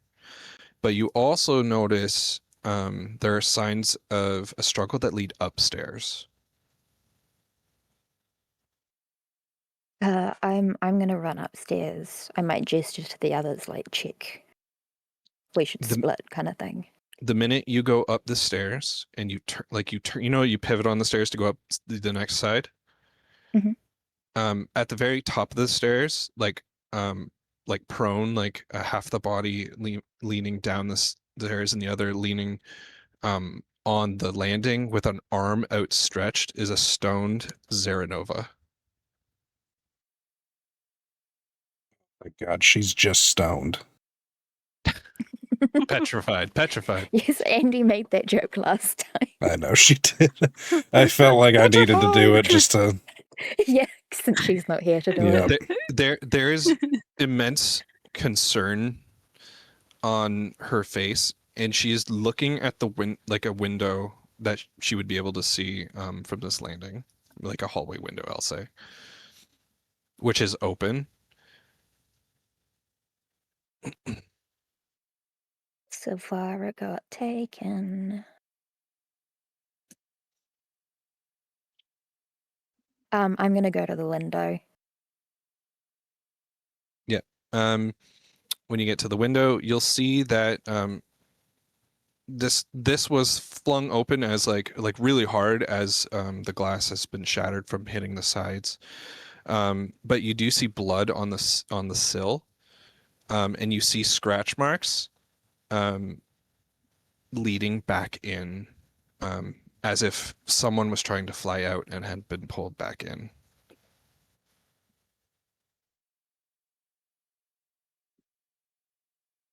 So you'll notice the two that are missing, if I'm correct in this, would be Janaea and Silvara. Yep. And there was, because Genevieve, is there any sign of Genevieve and Gwynraid's brother? Not in the open area. So if you guys head back down and you want to investigate. I don't know if anyone, I was gonna investigate elsewhere. Yeah, I was gonna check Genevieve's room. Yep. When you get to Genevieve's room, you see sitting on the edge of the bed two petrified people, just kind of in shock, looking towards the door.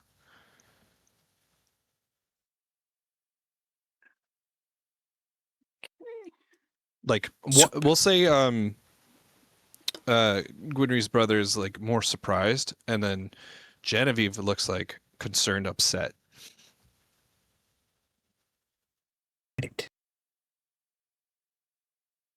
Is there any, from like the window, is there any trail of what direction they went in? The one from the upstairs? Yeah. Well, I was heading out the back where the wall was busted in.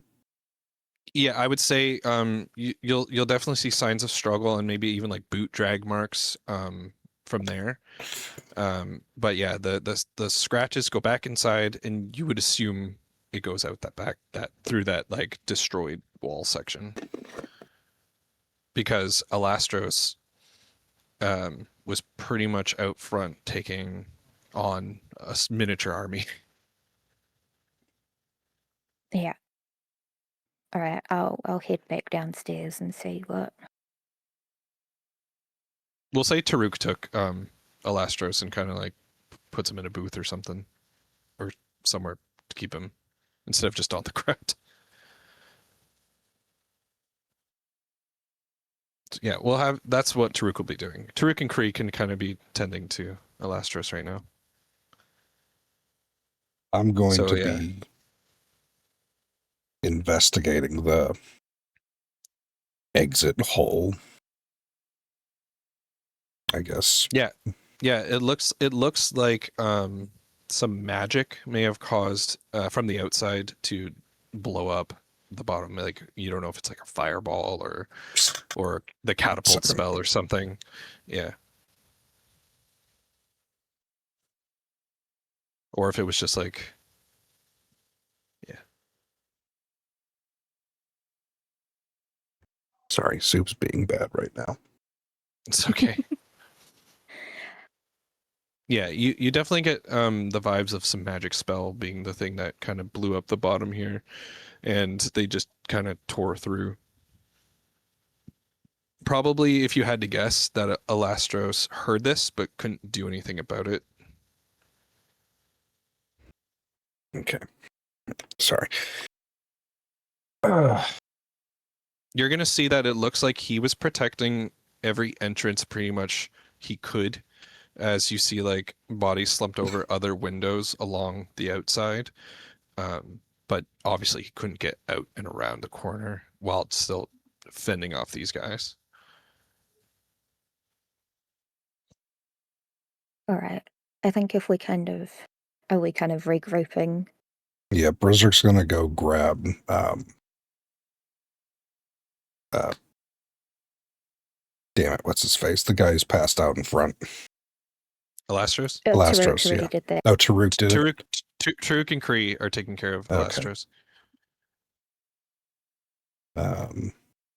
McCarafay, you notice the like anger and determination on Alaric's face. You kind of get the sense he never had a chance to get in this fight. You think he may have been the first targeted. Yeah. I think like on the way back down the stairs, she kind of holds the petrified Xeranova's hand a little bit, and then when she's downstairs again, we'll just kind of put her hand on Alaric's cheek and kind of turn to the group. Mm-hmm. I'm going to go check on Martha, who's coming with me. Berserk's gonna stand up and just kind of nod. All right. Yeah, gonna head out to the enchanted trinket. Okay. Refresh us real quick. The last Moratha interaction. She had given us a bunch of stuff. Yeah, she gave you the bat thing. No, she gave you the sword, right? Echo with the bat, the basilisk dagger, a bunch of Or death healing basilisk dagger. arrows. Okay. Yeah. Yeah. And she was told to sit tight, right? Yes. Yeah. She barricaded herself in. Is how close is the general store to the enchanted trinket? I would say 2-ish blocks away. I mean, without an actual real map, but yeah, it's not it like it's not on far. the way, or it's not far? I would say it's not on the way. It's equidistant. Okay. So it's like a triangle situation. Yeah, first go check on Martha. Sure. Yeah, you get there and her storefront has been sacked. But yeah, we'll just say it looks like it's been sacked from the outside. Yeah, any sign of anyone getting in there? Roll me an investigation. Is Brozerick helping? Yeah. Why don't you Okay. both roll? Well, Oh, I was going to say, why don't you, I could just have advantage. But, all right, there we go. We could just give it to you, but I want Brozerick to make rolls too. Fair. Actually, you both have a +2, so that's fine. Yeah, with a 21, it looks like some superficial things were taken. Obviously, all the good stuff had been given mostly to you. Yeah. But when you get in, and you'll notice there's like a little kind of like false false wall kind of thing, and yeah, well, I know there's there's the trap door that goes down to the basement, yeah, that too. which would be my first instinct. But yeah, so you'll go for the trap door or whatever, and you go to open it, and you hear this little creak, and out slips Martha, and she's like, "Oh dear, I have a ton of these little hideaways in the shop. Usually I store it for my magical gear, you know, the stuff people try to kill you for, but I thought they wouldn't come back, so I stayed. There's been a lot of commotion lately." It's bad. You're coming with us. Okay.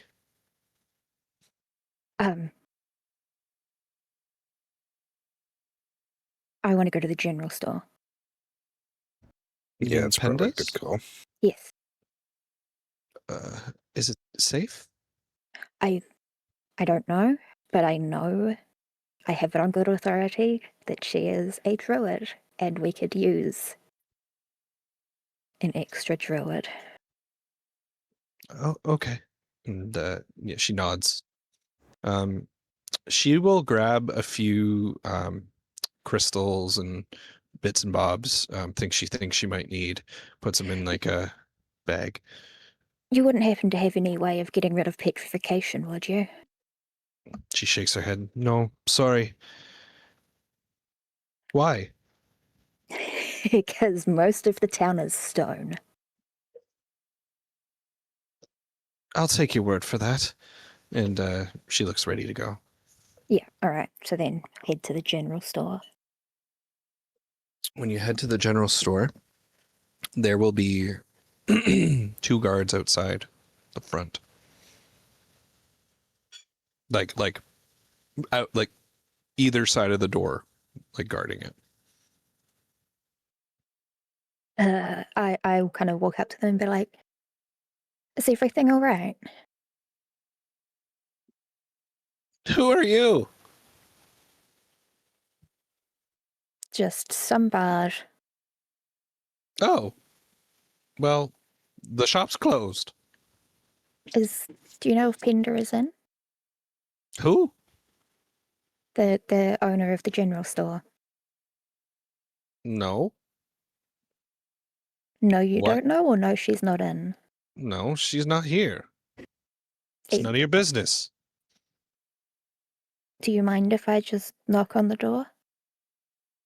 The other guard looks they make eye contact, and then the other one speaks finally. Is like, you want to knock on the door of someone who's not here? I just want to check. No, we know she's not here. That's what we're telling you. I'm gonna. I don't know if this is going to work because.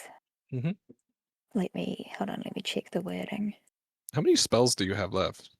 I have 1 spell slot, Okay. but this is a cantrip. Sure.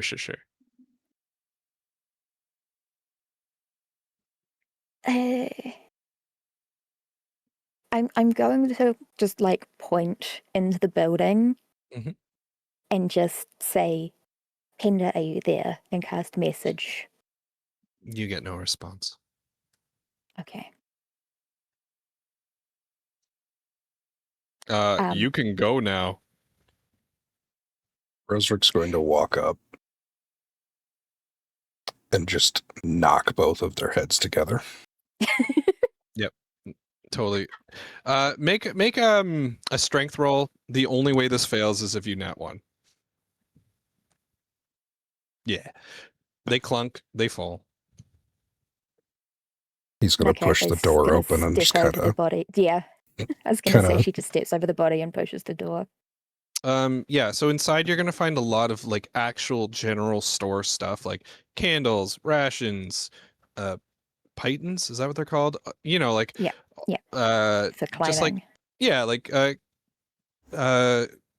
component pouches, like just like basic, really small ones, and some other food items. Like it's all general story stuff. Yeah, I'm gonna look around. Like, is there a house attached to the shop? Yeah, you could go upstairs if you'd like. Yeah, I will go upstairs. Hang on. Yep. Okay. So yeah, you go upstairs, and it's a very small, humble abode. There are lots of plants in this room, as one might expect, knowing that they're a druid, and a lot of different types of plants as well. Outside their windowsill, kind of facing the interior, not towards the streets, is a sill of a different looking flower. Any sign of any animals? Hold on, I have a whole thing about Penda. Hang on.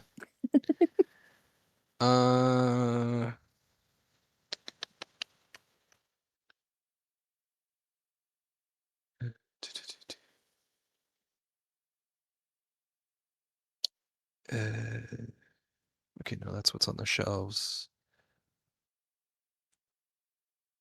Oh, I had an extra thing about Penda. Oh, there she Don't know is. where it is. Hello. Hello? Hello. There she Hello! is. Everything's gone to Hello. shit. You rolled a nat 20. Congrats. Hey. Alright, I'll be right back. What? Okay. I just wanted to make sure I was in. So I am here. I'm just That's- taking a shot, okay? That's what they Okay. said.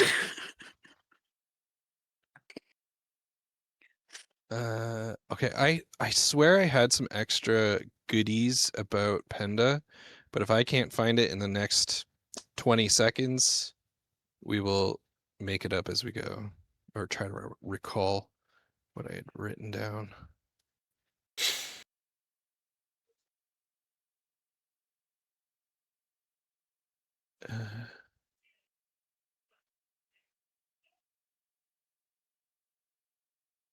Yeah, I don't think I'm gonna find it.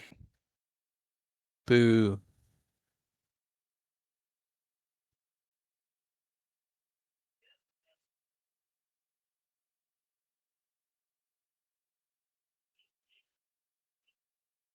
I had a whole thingy.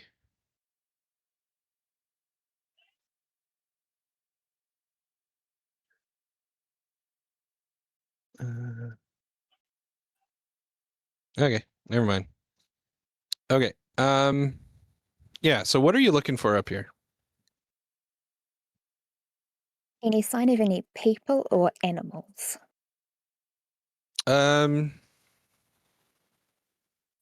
We will say, why don't you all give me perception? Let's Oh, it's just yeah, Brunswick me and my and hair, I think. Yeah, I'm still hanging out at Genevieve's with my brother. Sure. With your Oh my God. stone Wow. brother. Yeah. Um, I'm helping. yeah, you don't seem to see anything. Real quick question. Mm-hmm. That flower that was different on the windowsill, Yeesh. does it look familiar to Brunswick? No, not Okay. not a hometown flower. Gotcha. All right. Good question though. You knew what I was hoping it was. Yeah, that'd be crazy. Yeah. That'd be Yeah, insane. McCafe is just gonna call out for Penda. Just Yeah, you don't hear anything. But you also don't see signs of a struggle like you had back at Genevieve's. I will tell Brunswick to, like guard the stairs. I will sit down and I will pull out pen and paper and ritual cast illusory script. Mhm. Write a note to Penda basically saying, if you see this, we need your help. We are at Genevieve's.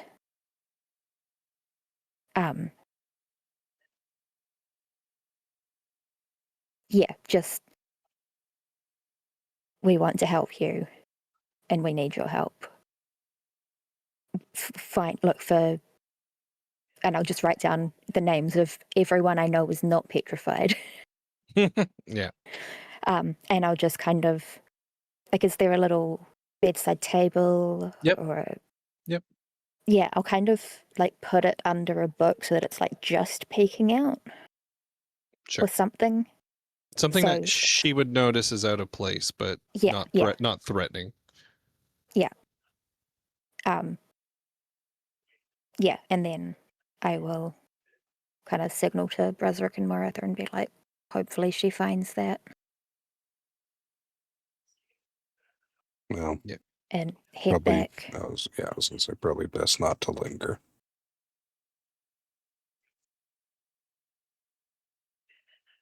We're just gonna leave the guards knocked out. I mean, is it worse than what Elastris did outside Genevieve? Yeah, I was just saying, I mean, they're alive, so. Yeah, well, that was my question, you know. Is that what we're going to do, or? I mean, I could just herb stomp their heads in, I guess. If we're just going for totals at this point, sure.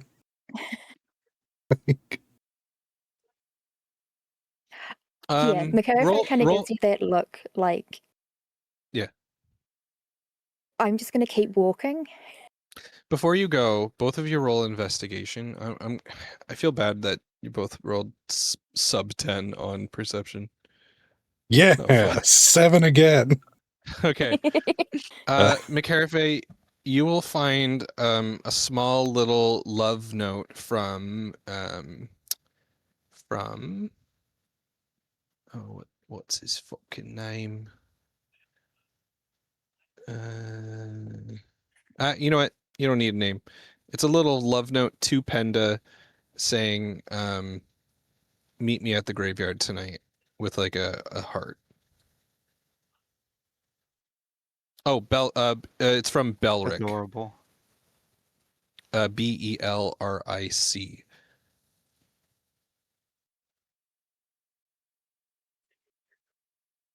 Yeah, I'll kind of show it to Bruzerick and be like, we should get back to Genevieve's, but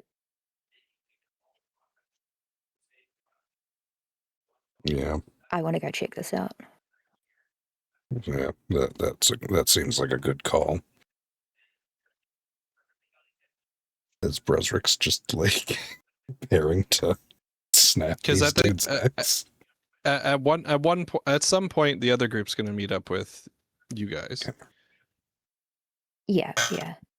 Yeah. So we'll say that's close approaching. Does anyone want to fill Andy in?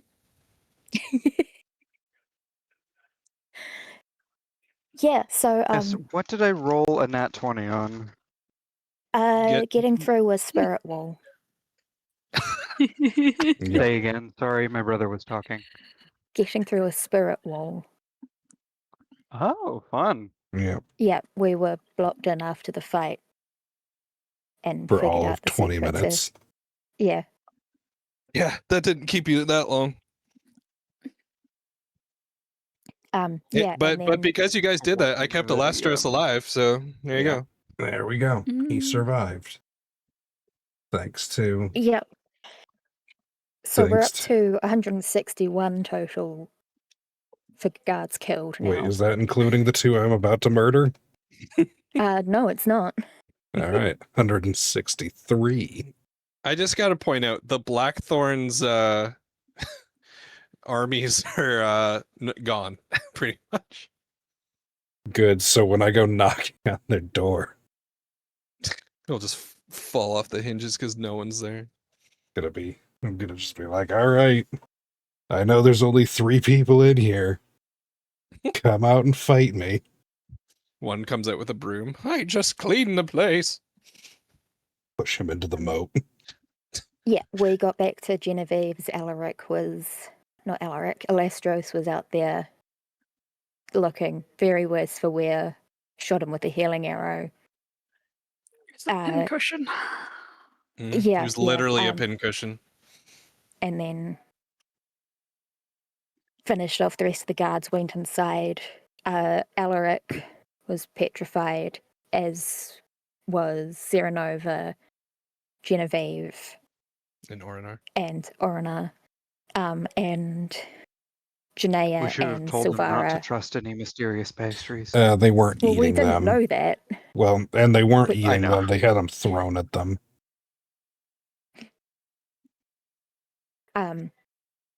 Janaea and Silvara are missing. We've just gone, Brosrick and McCarafe have just gone to get Moritha and try to Who- find Penda. It's Yeah. also worth mentioning Moritha had been tried to be kidnapped, but was Yeah. unsuccessful. Yes. She was able to hide.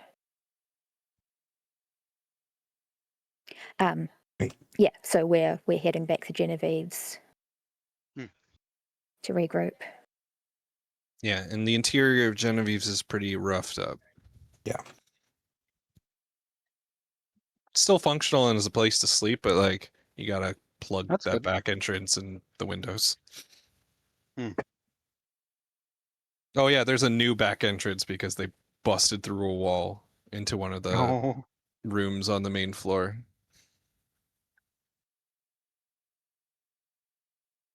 Yeah, so I think we get back.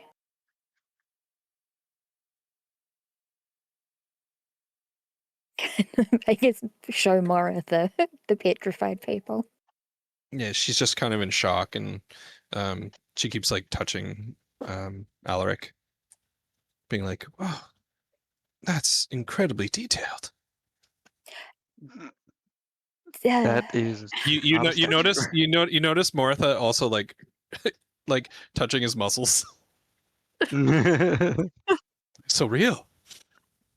Because that is him.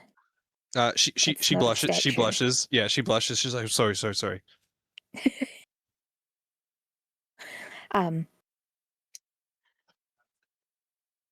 Got Moritha, couldn't find Penda, found a note that someone was wanting to meet her at the graveyard, so maybe head there. I left a note at her place. So at the very least she might find that and come here. I don't know if we want to take a rest or if we just want to go and see if we can find her now. But what time is it? It's definitely close to midnight. Oh, is it? Oh, Probably okay. like 11 or something at this point. And yeah, we should probably go. And not dilly-dally. Well, someone should definitely stay here. Taruk A says, few people should stay here. Yeah. Taruk will Yeah. volunteer to look after Alastros. All right. Yeah, I think I'll look to Cree and be like, she specifically said she wanted to meet you. Do you want to come with me?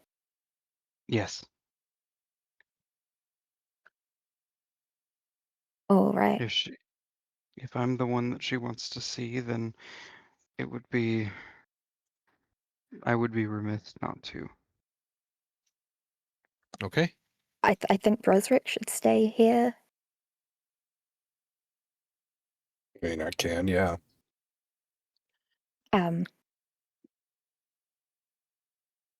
Yeah, just because specifically they are looking for you.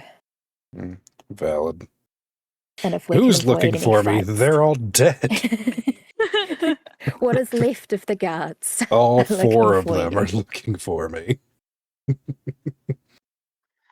Taruk is gonna pipe up before you guys leave and be like, "Are you sure that this is a good place to even stay still? Won't they be coming here because of the massacre? They're I gonna don't want think to anywhere move is these safe. bodies." He just kind of doesn't know how to answer. And I do know of Yeah, one I place think- that's Anything, probably this might be- safest. Yeah, since it's already been attacked. I think we should get everybody to the basement. That's a good move. just block the basement.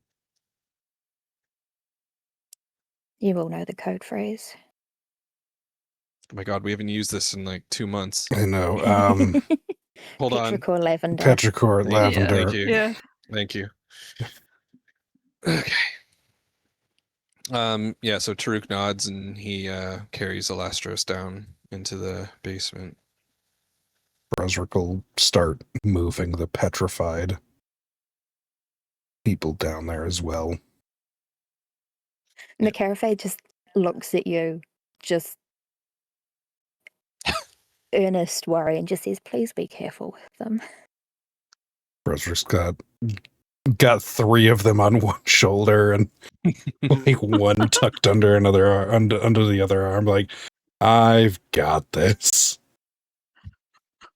I won't make you roll. Yeah, then I guess I'll kind of link my arm around Kreese and be like, "All right, date night at the graveyard." Ooh, Yeah. fun time. All right, what's Gwynry doing? I feel like Gwynry would probably stay behind with you. That's as totally cool. well. We will fast forward. I'm not going to make you stealth every single time to get out of here, but also without Brezric, it would be a lot easier. Yeah. So we'll say you guys make your way. I forget exactly in my brain where. I know this is on the outskirts somewhere. The Edgewood Cemetery. Oh, I wrote it down. It's on the northeastern edge of town, so that would be kind of near the entrance in my head where it leads off to the Radiant Hall. Okay. So it's nearish there. So what I've written down here from literally 2 years ago, because I never thought I'd be using this, Ravenswood Rest, the Edgewood Cemetery, lies on a gentle hill at the northeastern edge of town, overlooking the sprawling forest. It serves as a peaceful boundary between the bustling life of the town and the serene quiet of nature. The cemetery is surrounded by a low stone wall with iron gates, etched with protective runes said to ward off restless spirits. So that's the general information you would know about Ravenswood Rest. Yeah. Okay. All right. So that description is what you see. You see an open gate, low stone walls, and you can make out a couple like arcane ward, like low level rune wards on the wall. Yeah. Any signs of life? It's a Any big sounds? it's a big place. It seems pretty quiet here. There are like a lot of plots and gravestones and things like that. There's a central monument. There's kind of like a stone obelisk there. And then off is a kind of like a funeral building known as Raven Shade Hall. It's like a gray stone building with stained glass windows. Yeah. And beyond that, there's like a small caretaker's house. We'll say like the light is on and you can see some smoke coming out of a chimney. And around it is just this luscious garden of tons of different types of herbs, flowers, things like that. Like the kind of person who would be into a druid lives there. Yep. All right. Gonna go out on a limb and just go and knock on the door. Yep. A middle-aged human opens the door. He looks excited and then sees you guys, and that immediately drops. You're Belric, aren't you? Yes, I'm Belric. Have you seen Pender? That's who I thought you were. I figured as much. Oh, come inside. All right. Head in. Yep. It looks like he had like a box on his bed, and he kind of pushes it away. And he says, "Would you like some tea?"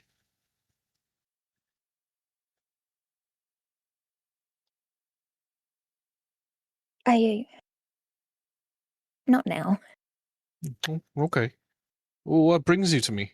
Are you looking for Penda? Yeah. I don't know if you've been into town lately, but it's frankly a massacre. What? No, I rarely go into town. Shit. Sorry, my computer made a weird noise. Yeah, it's bad. And well, we know she's a druid, like my friend here. He We were looks like hoping. aghast, like you shouldn't know that. Like, what? No, I swear she's not a druid. Please don't hurt her. No, We're we want her not help. going to hurt anybody. Oh, okay. Blame it on The druid town needs violence. help. Oh, well, I can't do much but make warding runestones to stop undead. That's all I really can do. When was the last time you saw Penda? A few days ago?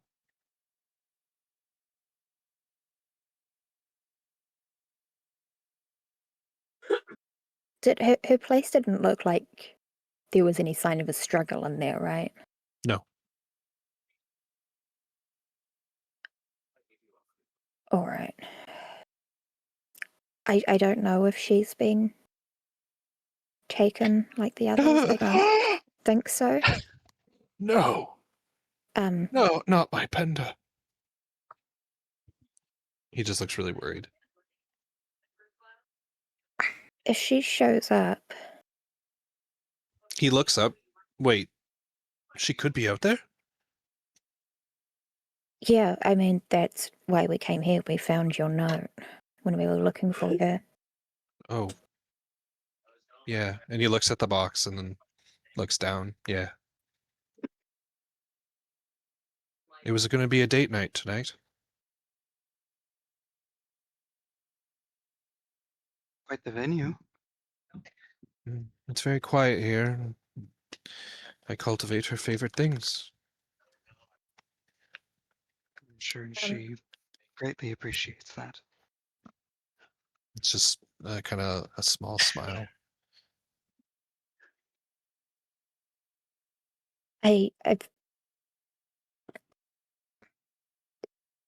What do you want to do?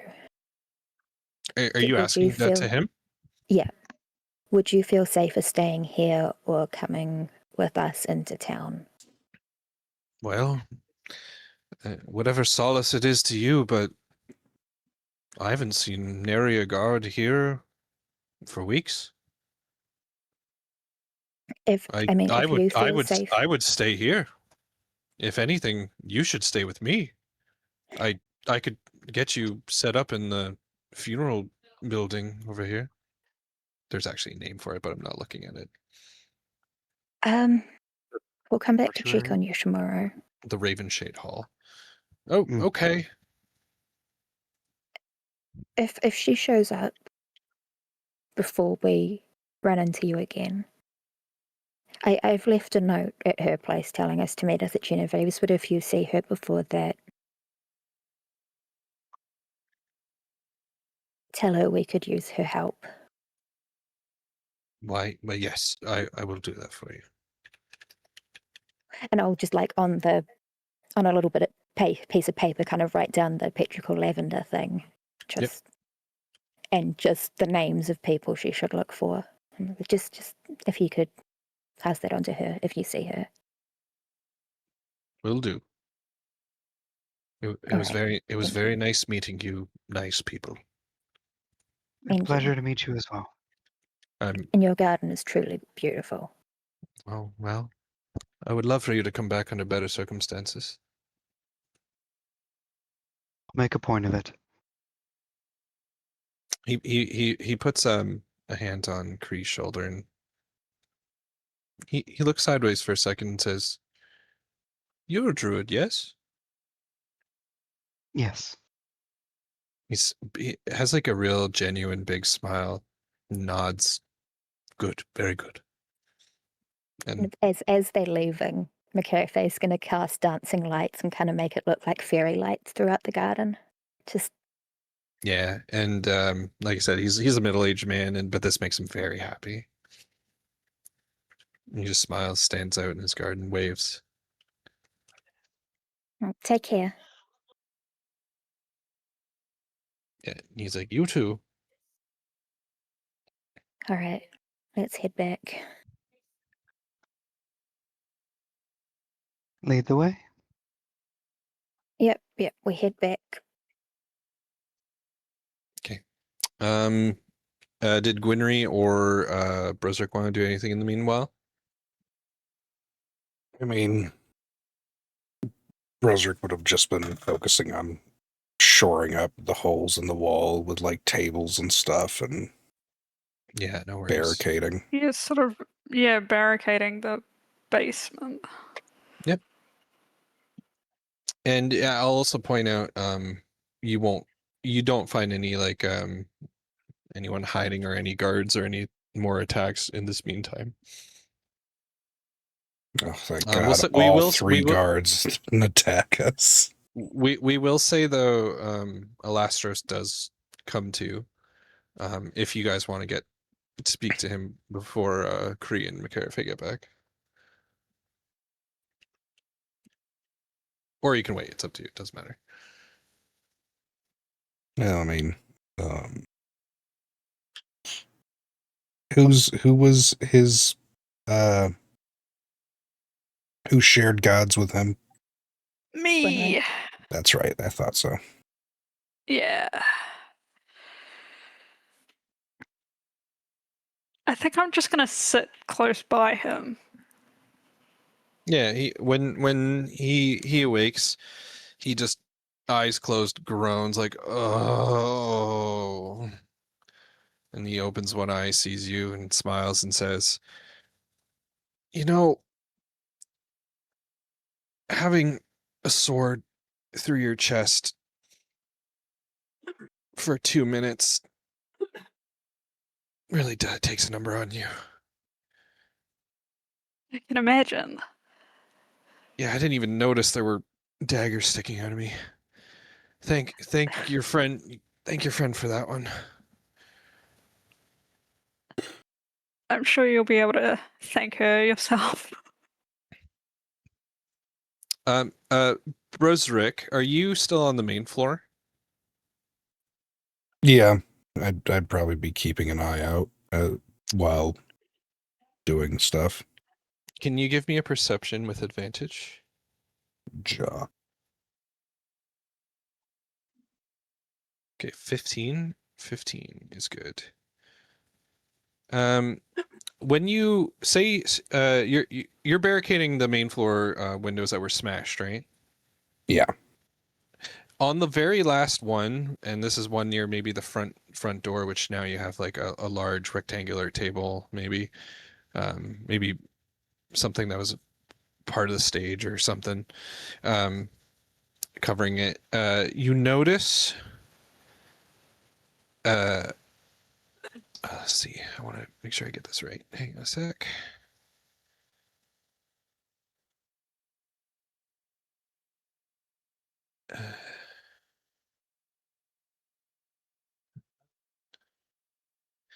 You notice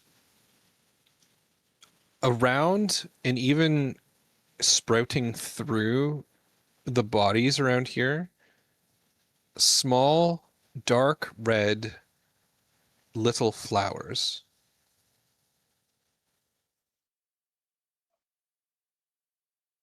Anywhere that the guards had spilled blood seems like maybe not all, not a bunch, but like at least one like coalescing into a small dark red flower.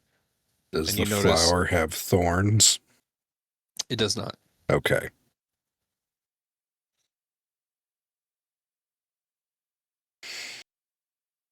Well, probably not gonna touch that.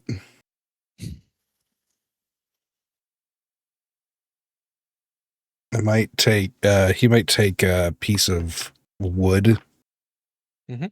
and just kind of poke one of them. It starts to bleed. Hmm.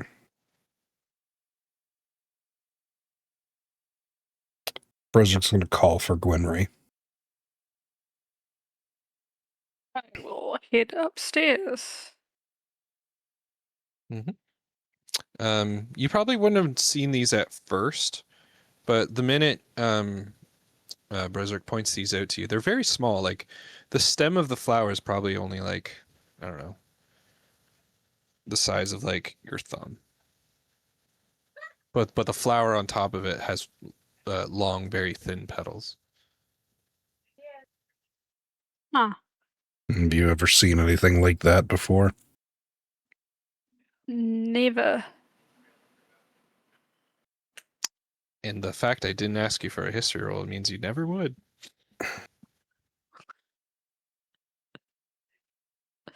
Makes that easy enough. Yeah, right. I'm not quite sure. I feel. You know what? That's kind of mean. I need you both to have a chance to do a d20. Right. If you roll a nat 20, I'll give you something. Okay, just a flat d20. No, I'll help you out here. Give me nature. Nature. Wow, we're using. If I can work in animal handling, we've used so much stuff. This.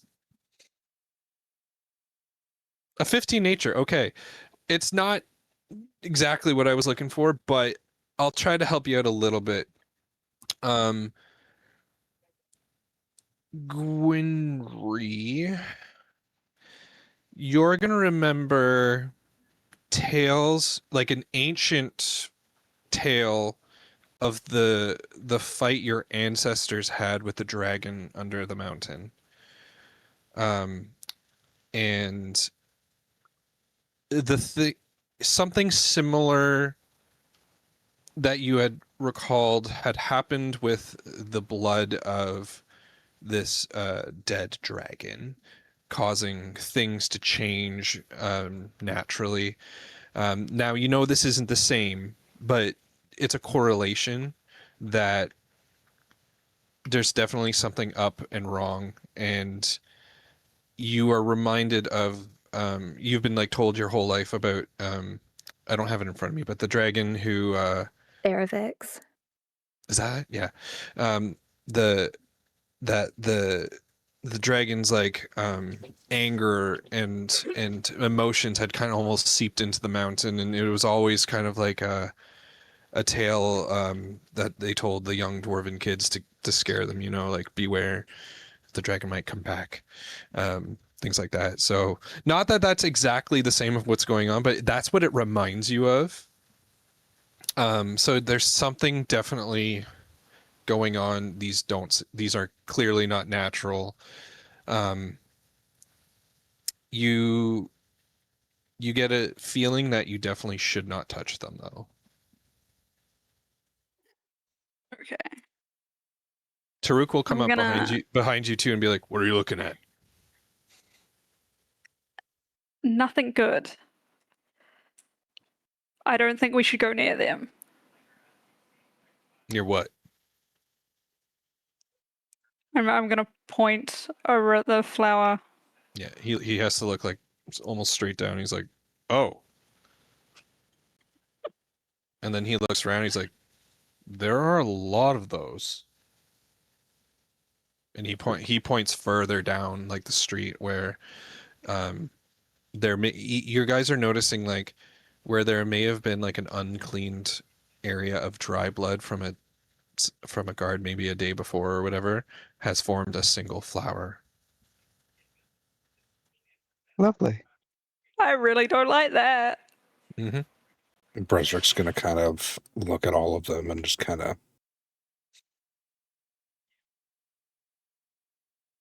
I think I'm going to burn them. Probably not a bad idea. You're not there. But we also probably.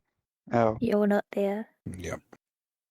I was going to say, do we notice them on the way back? Hold on. I want Gwynry and Bresrick to give me a strength saving throw.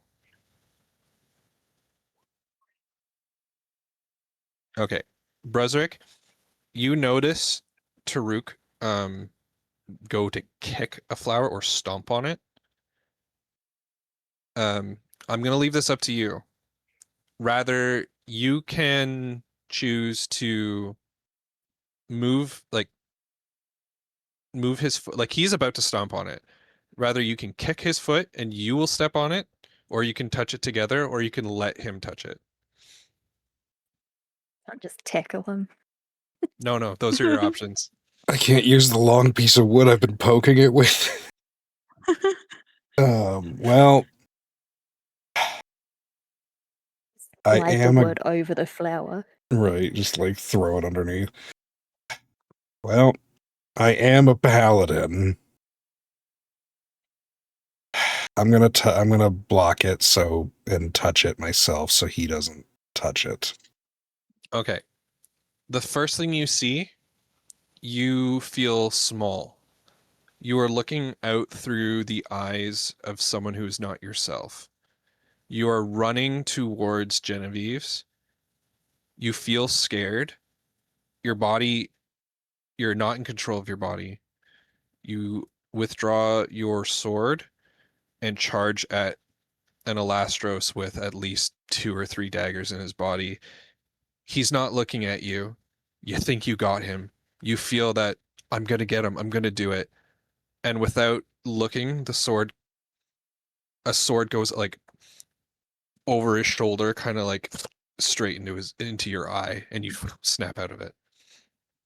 You feel as if your eye's been punctured, but you're fine.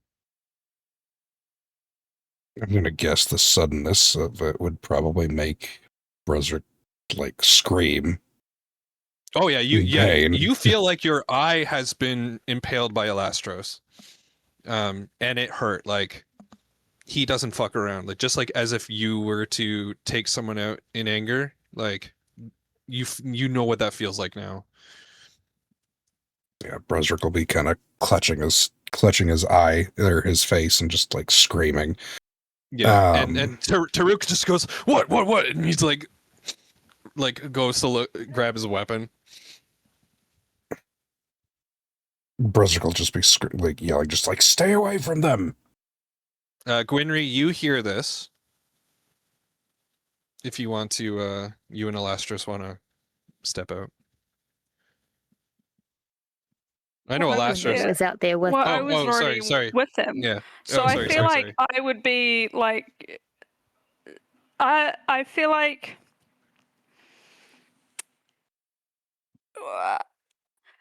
I'd be trying to comfort Brosrick at the same time as being like, I knew we shouldn't have touched them. I said don't touch them. Yeah, Taruk's just like, oh, I'm sorry. And then what does Brosrick do? Alastros is gonna come out looking worried. How do you react when you see him after that vision? Does it affect you in any way? Do you like, are you in good spirits to be like, nice that shot. that was yeah.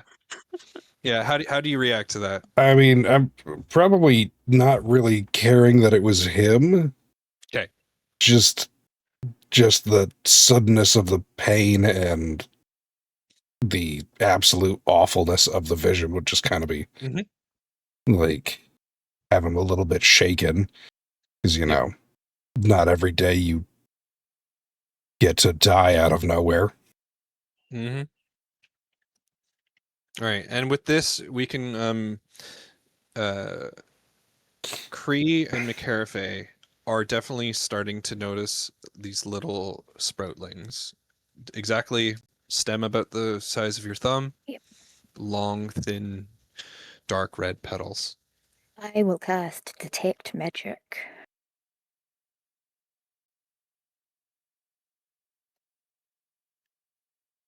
Okay.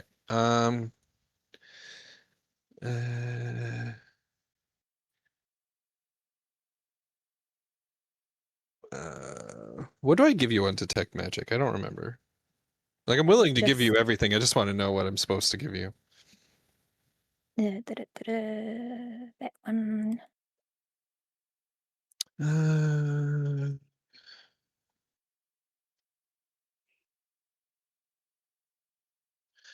Oh, I didn't. See, I made up this flower, so I didn't give it a school of magic. I Hold mean, on. it's blood magic, and isn't that usually conjuration? It could I also think- be necromantic. Yeah, I Yeah, know. that's true. That's the problem. Well, I mean, if it was necromantic, wouldn't every little bell and whistle in my head be going nuts? Well, you you have have to- to use you have to- divine sense, don't you? Yeah. I think you have to actively use something. It's true. Hang on. If not, let me know. I'm That's how I was double picturing it. checking. I think Abjuration. because I feel like I picked up conjuration. something that like I just kind of get a sense of shit, but that might be a later stage of paladin. Oh yeah, probably. Yeah, I think that's a later stage ability I have. So I'm looking at the stuff I got. You Yeah. are gonna get a mix of transmutation,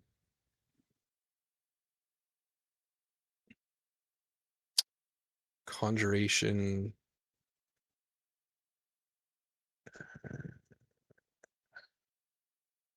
I mean, if I had to pick one, it would be transmutation, probably. But like, it's a mix. So in my head, it's a mix of transmutation, conjuration, enchantment, and necromancy. I mean, All right. if you were, yeah, Yeah, I'll point to them and kind of look to Crane and like, I wouldn't touch those, but what do you make of them?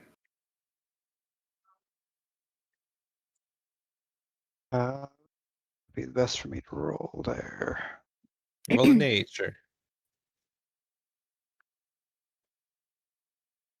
A nature.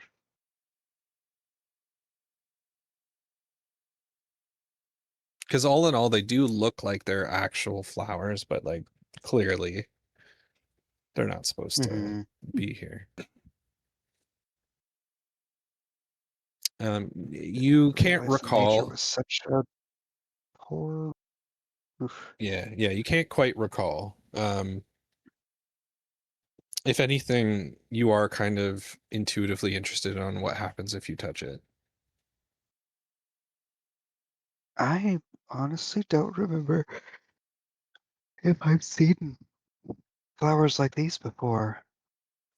I'm not getting good magic vibes from them. So I might just firebolt. Yeah, it splats into blood, but it's gone. It doesn't seem Yeah. to like reform or anything like that. I'll just, anytime I see one, I'll just firebolt it. And if I see, like, what I noticed they were around dried blood, right? Yeah, very few of them aren't. Like I will say maybe you only see one that's not coming from what looks like dried blood or anything, but who knows what's underneath. Anytime I see any blood, I will clean it up with prestidigitation and burn the flowers. Yep. Good call. All right. So you guys are headed back to Jen's? Yeah. Perfect. I think we're safe enough to say I think the other team can meet up, yes? Yeah. Well, before that, a little bit before that, a Leonin will show up. Well, we're gonna say Presumably. a Leonin is around, but we'll say, how is the best way to do this?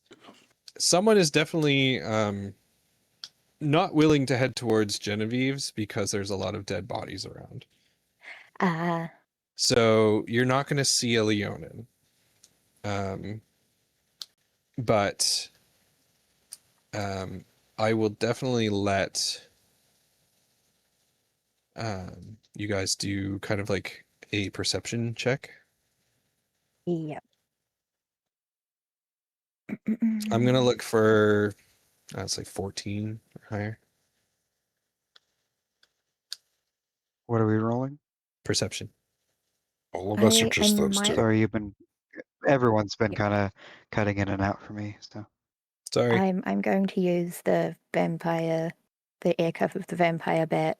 And, Mhm. oh, well, okay. So I take 4 damage. Nice. Does that knock you But I out? get- That'd be funny. No, I'm at 9 now, but I get to add 4 to my perception. that would be funny. So 18. All right, so you both rolled really well. We're gonna say you guys are really close to Genevieve's, and like a street over behind like a stall and some crates of just we'll say sealed crates. There's a Leonin who looks very confused. Also, Okay, what if the they hell just was his has- name? What the hell was his name? Banso. Thank you. Makarafe has her hand on the hilt of the ash song and is just going to walk up a little bit and go, everything all right? Lily, did he learn Lily's name? Yeah. Lilinara and Jason sent me.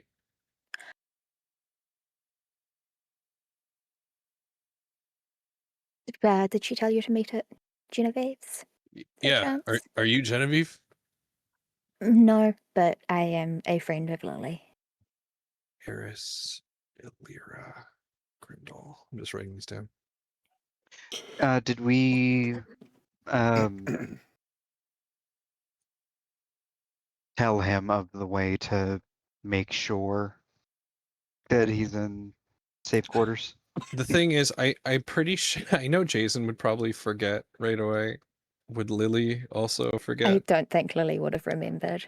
No, that's not. But we can always rely on maybe Corvin to have mentioned something, and Varug and Dracos. Yeah, so I would say there's enough people on that end to have imparted that information. So he'll be like, "Oh, right. The day is looking very lavender." Did I I do think it you right? meant to say petrichor, but Oh close yeah, enough. that's the right one.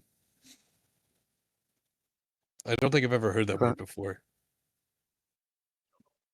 It is kind of part of the reason we chose it. I'd say close enough. What do you think? Yeah, I mean, he got it backwards. Backwards is close enough. Backwards is close enough. Yeah, so he introduces himself. Let's see if I can get you the full introduction. Valera Bonzo. Yeah, so he introduces himself as Bonzo. He calls himself the Marsh Blade, like as his title. He has a short sword, a long bow, and Bonzo also had a banjo because he is part bard. And he kind of sheepishly smiles at you guys, and he's like, "Thanks for well, your friends helped me out, and I appreciate this." Come with us. Welcome. We'll introduce you to the rest. Yeah. It's a bit of a shit show, but Yeah. When are we He's not? like, what is it nowadays? yeah. It's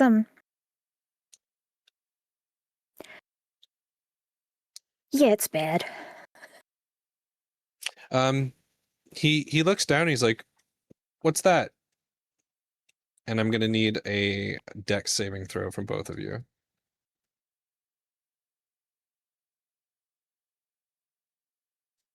He is going to reach. Nice. All right. Because this is just incredibly fun for me. Zom, do you want to stop him from touching it and touch it yourself? Do you want to both touch it or let him touch it? Those are your only options. Mhm.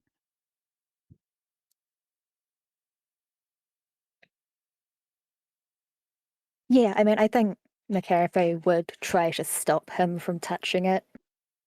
And if that meant her She would obviously try not to touch it, but she would try to stop him. Yeah. The momentum will accidentally make you touch it. Are you sure that I don't just fall on it? I'll leave that up to you two. What just Yeah, we happened? could both Sorry, just- I dropped out like briefly. Oh, yeah. We're was touching the last- flowers. Okay. Yeah, Not I'll of leave that our own amongst you volition. two. If you two agree that Kree should take it or McCarafe should take it, that's up to you. I mean, yeah, she would try to stop him, and if that meant her touching it, then, you know. Okay, let's do it this way. But it could also be that both of us touch it. Bonso goes to touch it just instinctively. This is like a flower that just forms. And McCarthy notices this, readies like a fireball, but realizes it's going to be too late. You're going to hit Bonso, and you go to like stop him. And then you would have actually been fine, but Kree pushes down, tripping, and your hand smushes the flower, blood going everywhere. And immediately you're taken out of your own body, and you are seeing through the eyes of a human, or not that that matters, but you are maybe a bit taller. You feel dread. In your vision, you're looking down the market street as it curves to the right. There are stalls on your left. There are some storefronts on your right. There are at least 4 guards in front of you. And from your vision, you see one of them just fall, blood spurting out of their neck, falls off like a palisade down into a stall. And then all of a sudden, to your left, from a shadow emerges Jason, throwing a dagger into a guard. Then the eyes look at you, it disappears, and all of a sudden you hear Jason's voice behind you saying, "Oh, what is it?" He goes, "Oh, what are? I don't know. I'll be able to get this fast enough." Jason. Oh, I can just bring up his sheet because my thing is just failing me. Corvin Jason. So he will say, "Oh, it might not be here. It's gonna be something he thinks is badass, but probably isn't." He would say something along the lines of,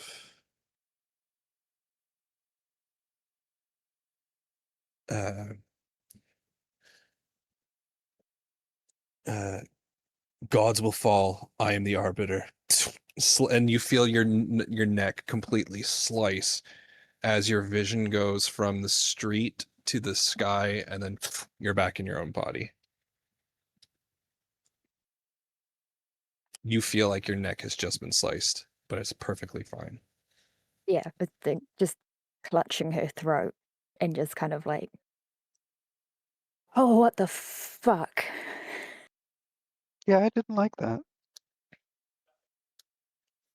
Was Crayon in that, or I is was it going to just say, Kree didn't McCarthy? experience that. You know what? With a nat 1, They're yeah, not. yeah, you Okay. did. Yeah, that's what I was saying. It's like, I fell on it. How did I not?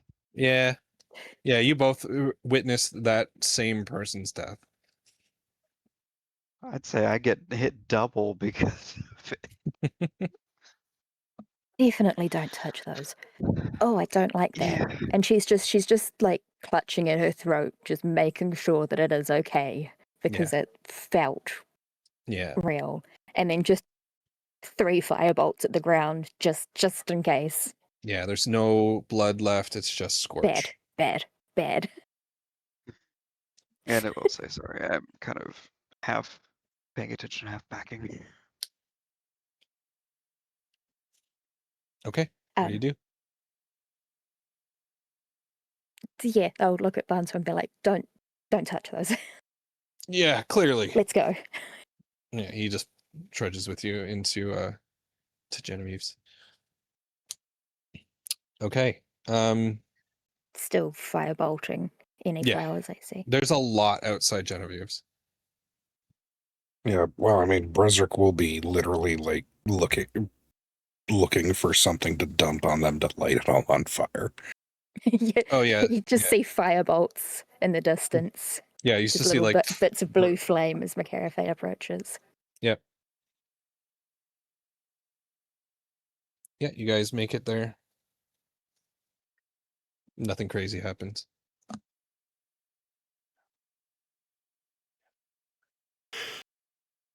So don't touch the flowers. Yep, we found that Already. out. We already figured that out. Oh, glad we're on the same Yeah. page then. Yeah, Jason slit my throat. That was fun. I got my eye stabbed. Oh. Delightful. Yeah. Jason needs to work on his one-liners. You know, the funny thing is, I had a good one, but I couldn't find it, so I just had to use like a summoning thing he has. I was like, oh, it's not as good. No, that's canon now. Jason sucks at one-liners. Yeah, well, yeah, yeah. Is everyone in the If you- basement? Yeah, everyone except B team isn't. They're going to arrive very Yes. shortly. I say we all sleep down there. Have at least one, preferably two people on watch. Yeah. I mean, I only think need 4 hours, so I As can take double watch. As the person with the most hit points currently, I can take first watch. All right. Okay. You guys are going to head to bed before the B team shows up? Well, And let Brezric maybe. meet them? Well, Brezric and Macarafe. Oh, you're both staying up. Okay, yeah. Teams of two. Perfect. Yeah, Macarafe will, if we're doing like 2-hour shifts, Macarafe will do 2 because she only needs 4 hours. Right, got it. Okay. All right, yeah, so everyone who's still awake, give me a perception check with advantage. Which I assume is everyone currently, probably. There you go. There we go.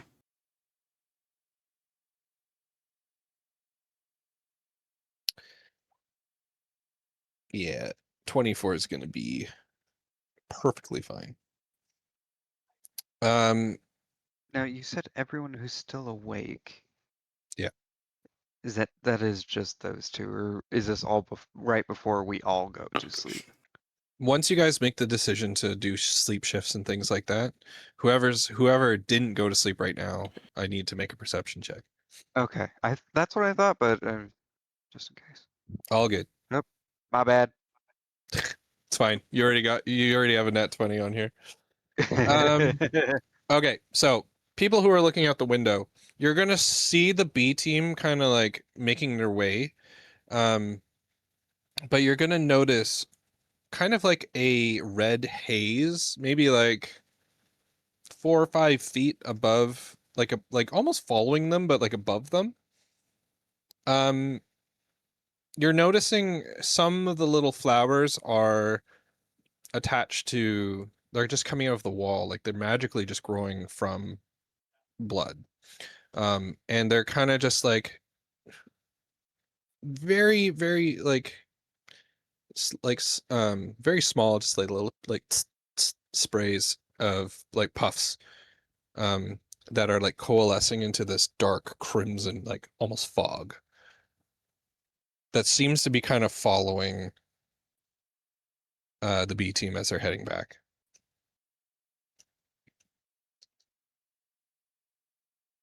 Yeah, I'll kind of nudge Brezric. And you're point and noticing be like, you're noticing it doesn't like enter buildings really. It's just kind of like what fog would do, except for this is clearly not natural fog. We're What gonna the have fuck to. is going on? I don't know, but we're gonna have to burn everything tomorrow. I'm not leaving these things around.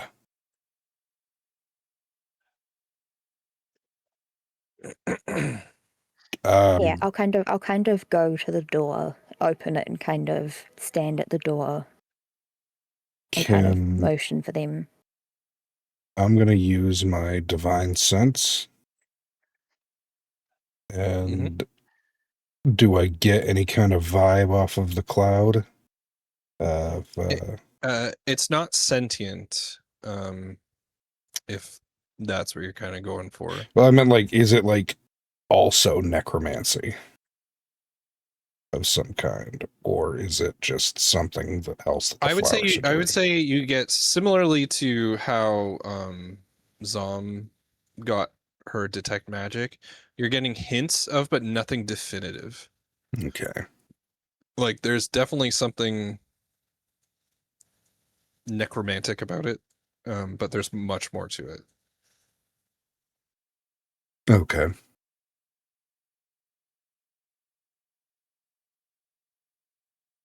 Would my detect magic still be up at that point? Probably not, right? Up to 10 minutes. If it is, I'm telling you it's the same as the flowers. Yeah, okay. Yeah. All right, yeah, I'll kind of usher them in. Yep. Keeping an eye on the blood fog. I need Lily and Donna to make a wisdom saving throw. Oh, yeah, Lily is great at wisdom. Lily's great at everything until she isn't.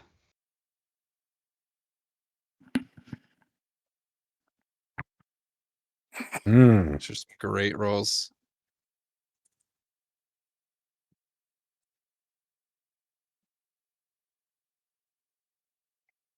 So far, Varug is the only one to have passed this. Why do I not have access to Donna? Oh, do you not? That's weird. I mean, I do. Well, I do, but Where's Donna? it was being weird. I don't know. Do you have access?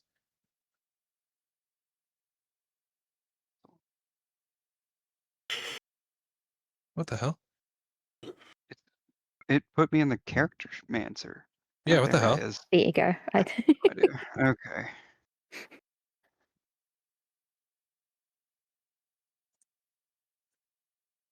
Anyway. Amazing. So only Varug passes. Holy shit. Hell. Fantastic. Love that. Okay.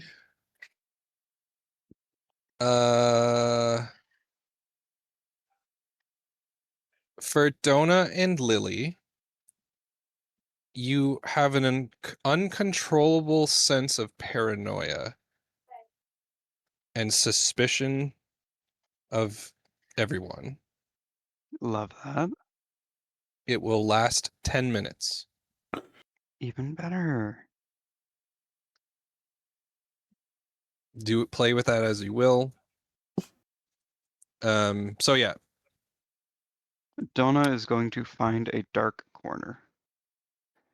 Yeah. And just watch everybody. Jason's gonna come in and be like, what the hell happened here? I thought we weren't killing tons of guards. Not unprovoked, at least. They kind of charged the place. Janaea and Silvara are missing. The rest of the C team are turned to stone, much like the folk at the Jolly Jackalope in the Iron Pit. Varug is going to be like, walk up to towards Gwynry and just be like, they've been I thought acting. Gwynry was asleep. Right. Gwynry's the one who's asleep. How come I can't keep track Winry's of any? asleep. Too many people. I can't keep track of Gwynry anybody. and Gwynry and Cree are Cree, asleep.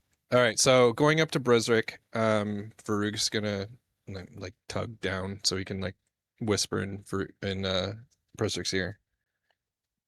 Bresric will lean down.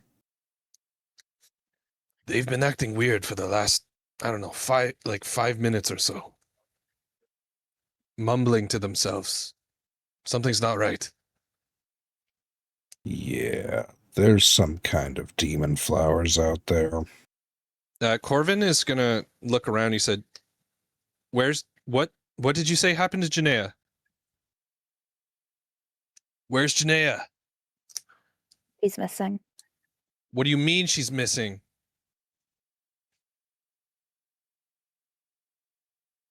I mean, she's not here. He I looks. can only assume where she went. His eyes are darting around. He looks kind of panicked.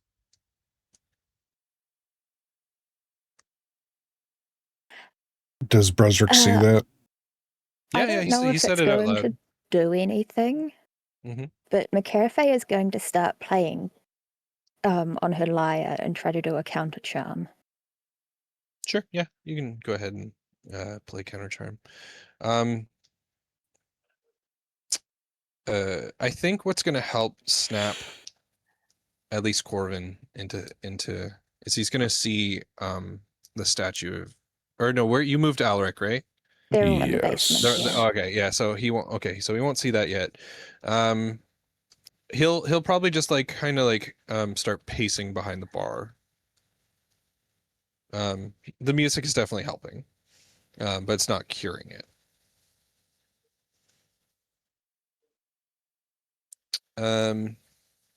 Cyric is unnaturally quiet and hasn't made a move to go speak to McCarafay. He kind of just goes off into his own corner with his arms crossed, looking very deep in thought. Yeah, I think still kind of playing, just not knowing if it's doing anything, but just in case, we'll kind of head over to him and just kind of, while still kind of gently playing, just be like, "You good?" When you move over and you're still playing, you're going to also hear joining in a very subtle banjo, just kind of in time with yours, kind of like complementing as best it can. And Cyric is just going to shake his head, not look at you. So, real quick question. Yeah. Where's George Forgeman? Oh, George is with them too. Yeah. Oh, thank God. Yeah. He comes back and swirls around your head and it's just like, I'd rather not be that far away from you again. Oh, don't worry, little buddy. It was a one-time thing. I'll take him and the necklace and put them both in my pocket. Mm-hmm. And then Bresric will kind of be looking around still, like, and then he'll kind of lean towards Varug and be like, "Where's your daughter?" He's gonna fill you in on the journey and things that went down. So, Dracos is there too. Shit, I forgot to roll for Dracos. Dracos is the star. He won't fail this, right? Nat one's it. No, he's fine. Of course, naturally. Fucking walks in like, I don't know why everyone's freaking out. No, but Varug's going to inform Brisric about what happened when they went down into the sewers, that they definitely found most likely exactly where where Necrosis seems to be set up. They found patrols in the sewers, and they were able to stop at least a couple of them, even freeing a group, Bonso's group, as Did they they seemed. need to do wisdom saves too? I'm not rolling for everyone. Okay, fair. There's too many. Roll for everybody. So there's a dwarf, a warforged, and an Asima with the group. Yep. But they're like Bonso's team. So he explains that they were like friends that kind of got roped into this whole thing working for Necros, and that they had been put in charge of patrolling the sewers, and they had been given battalions of nightmare conduits. They came across a figure in the sewers who had nightmare conduit primes. So there are people who have like stronger battalions down there. But they wiped out him plus like 2 groups of nightmare conduits, so things are looking decent. He also mentions that Cyric found the entrance to the Thieves Guild, but it looked like it had been ransacked. He did not enter. Am I missing anything? Donna, you gotta introduce. I mean, she's gone off to hide in the shadows. Yeah. Well, I mean, everyone saw Donna. How do you miss a turtle?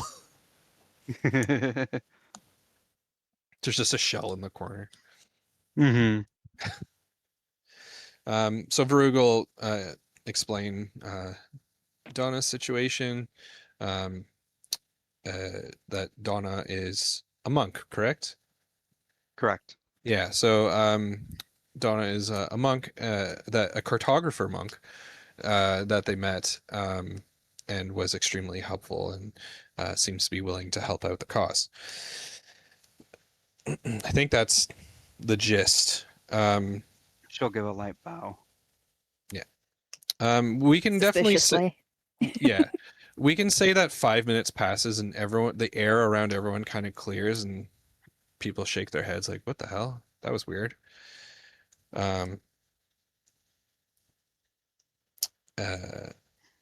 Varug probably points out now that he sees the crimson fog, he's like, were we breathing that in the whole time?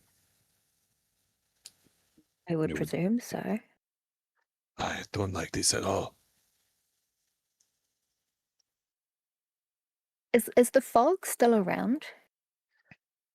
That's a good question. I'm gonna say now that everyone's inside, you don't really see it, Okay. but you would presume it didn't dissipate. I'm just debating whether it's worth ritual casting detect magic again and seeing if I can get anything more from it. Yeah, it's not like you can point at. It's definitely like moved away from where you had seen it. Do you want to take a gander outside and see if it's like above Genevieve's? Yeah, I mean, I think McCarthy is. She doesn't need red mist to be suspicious. Yeah, if you like step outside and look above, currently Holding my breath. right then and there, you don't see anything. Okay. How long do you want to stand outside? Just take a deep breath, pokes her head up, doesn't see it, goes back in. But Okay. All right. Not fucking around with that shit. Okay. What do you guys want to do now? Now that you got the main group minus sleepy people, who are Cree and Gwynry, correct? Mm-hmm. Yes. Okay, good. Yeah, I mean, I think we fill them in on what we learned, what happened here. Kind of McCarthy will introduce herself to the new people. Mm-hmm. still a little suspicious of them because they had been working for Necros, but also like knowing that he has other means of he's not truthful in his recruiting. Mm-hmm. And has, magical means of getting people on his side. So she's kind of suspicious, but yeah. Okay. Yep. And then we'll say everyone's in the basement. We're taking watch. We've got first watch. And speaking of first watch, we're gonna cut to Gwynry. Gwynry, or Billy. Gwynry awakes in the temple of Gwensleen. This is familiar. Mm-hmm. This time, Gwensleen is sitting at the throne, that giant throne. And she's just kind of like leaning on one arm, kind of like holding her chin, like just waiting for you. I will jog up to her. Yeah. She's fucking ginormous. Yeah, all good. And she steps off the throne and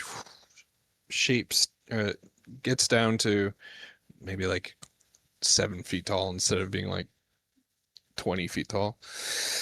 And she looks at you and says,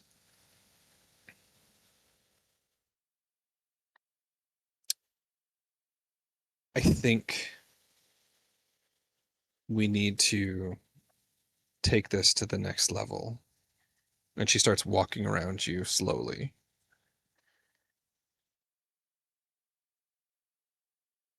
And her footsteps echo through this like massive hall.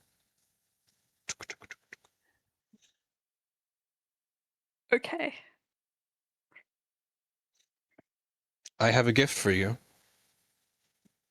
Are you ready to accept it? Yes.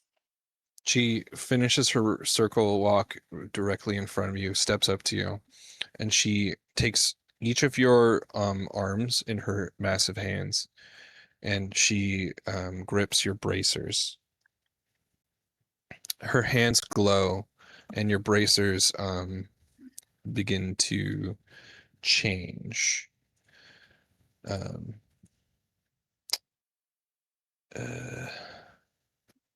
This is going to let me do this. I'm going to try to copy and paste some stuff to you. It's going to be a giant flippin' wall of text. So I have to probably do it in parts, so just give me a sec. All right. So this is going to replace your current ones. Oh, wow. That is a lot. Trust me, there's more. You're probably going to want to break it up into separate things. Mm-hmm. Oh, this is too... What? Really, I'm going to have to break this up. It's probably a lot for Discord, so hang on a sec.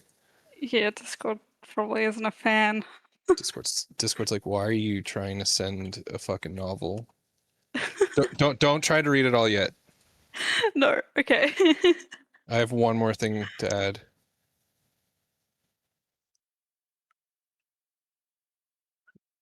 And there. Okay. So now scroll back up to the top of it.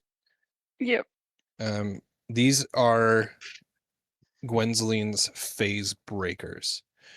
So these are replacing your original bracers.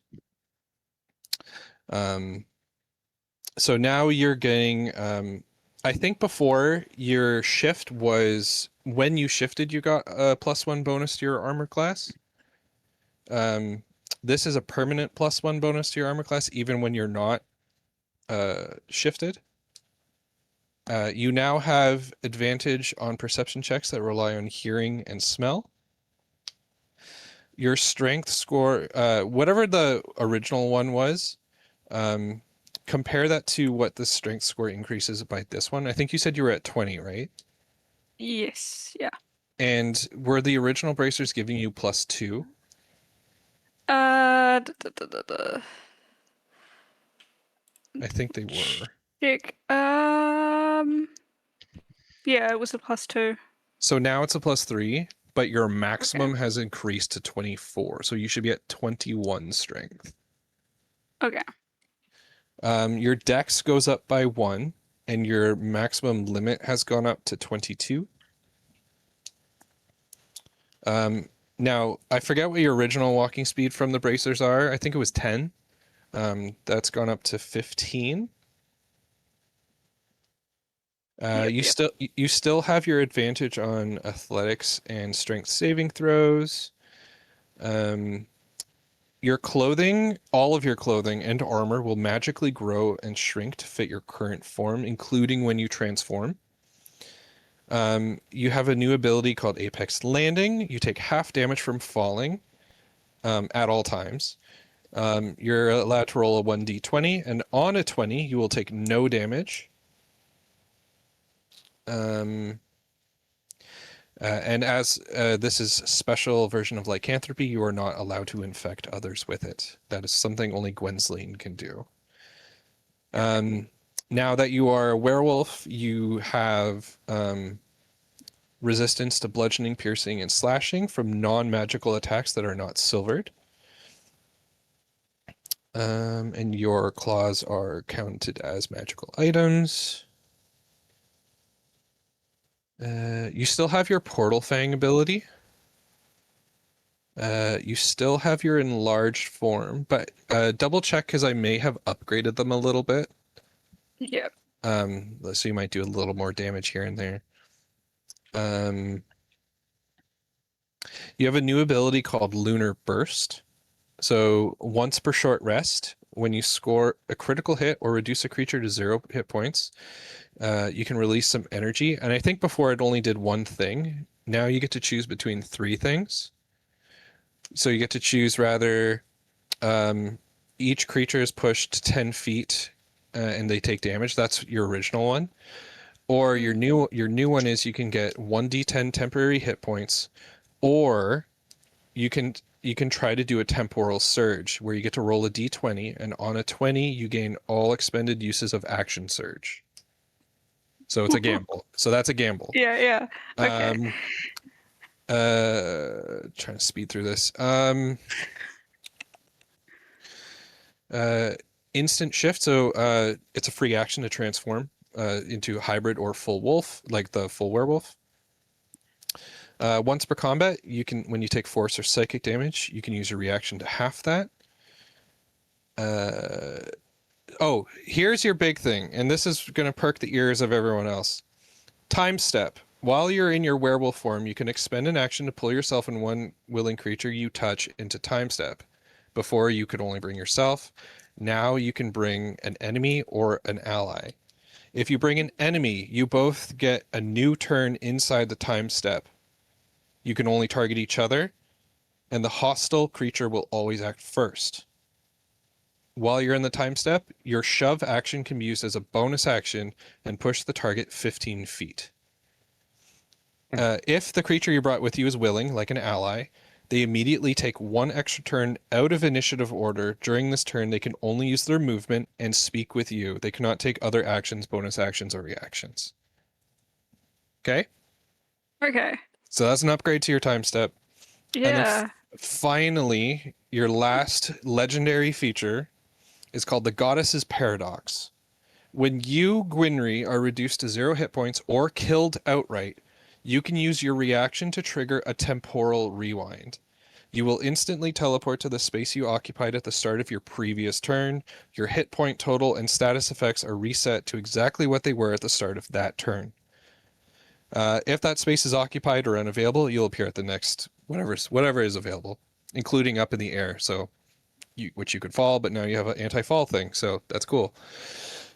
If you are in humanoid form, you will immediately transform into your werewolf form. If you are enlarged or reduced, you will stay that size, and you are locked that way for 7 days, including if you're enlarged. and you cannot revert to humanoid shape by any means short of a wish spell. I know Okay. you will probably have questions, and I'm available for the next 2 weeks as always. Do you have any current questions off the top of your dome? Um.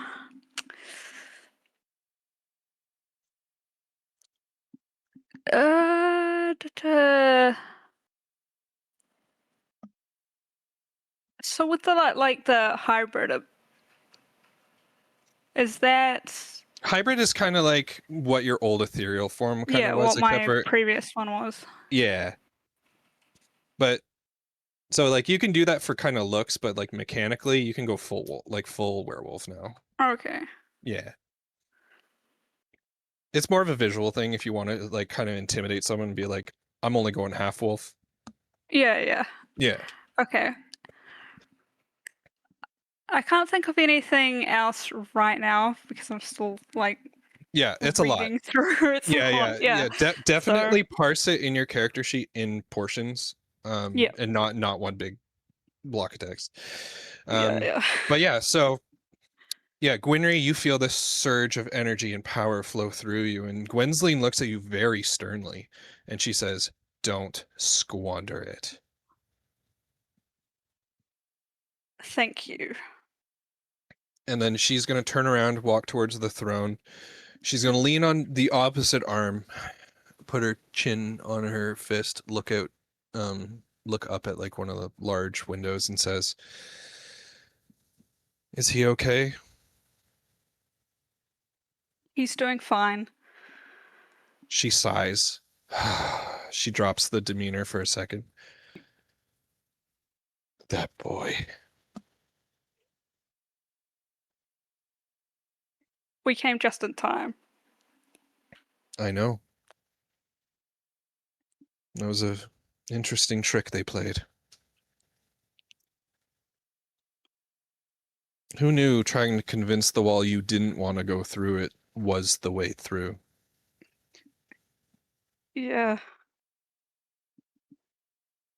Well, I'm glad she I goes. figured that out.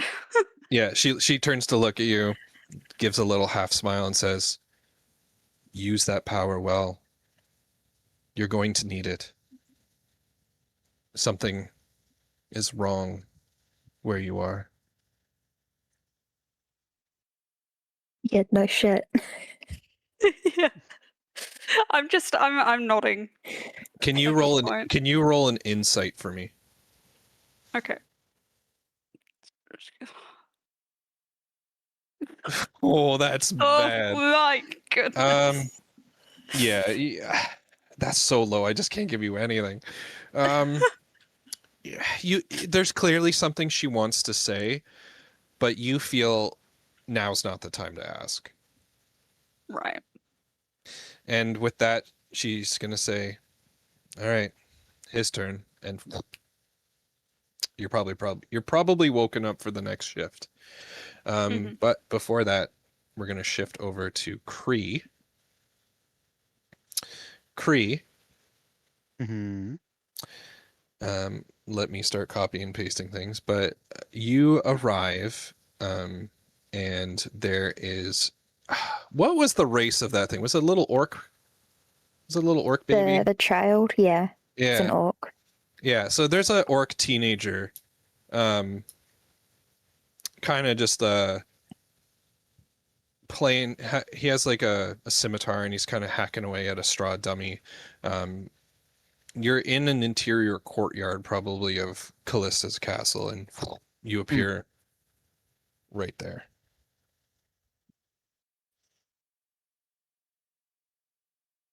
The boy's going to turn to regard you and be like, "Ah! It's you, not you!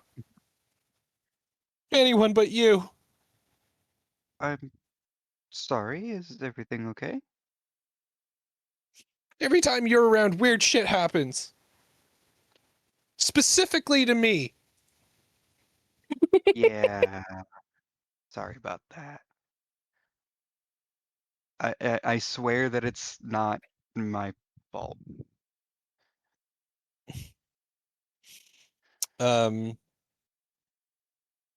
Yeah, so are you in Discord right now with, it says you're offline.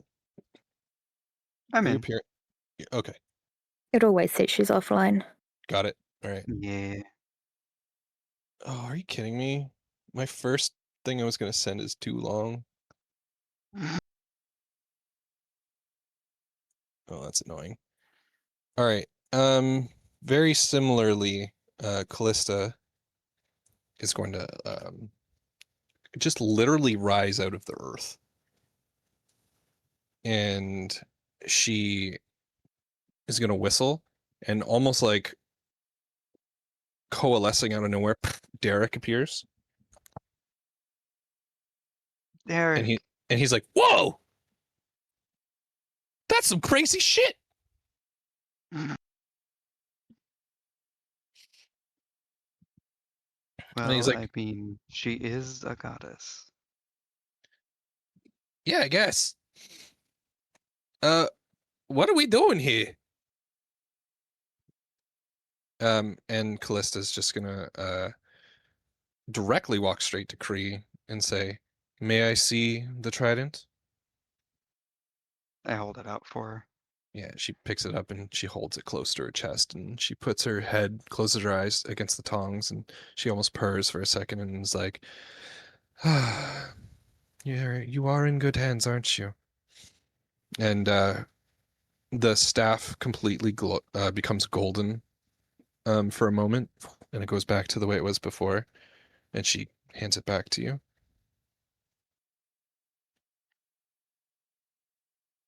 I take it. She says, "I've given you a gift, but you're not gonna like why." I don't figure that I ever will, unfortunately. Mm. You see, I am not a goddess of prophecy, but, and she puts a hand on your cheek and says, "I feel I've seen your death."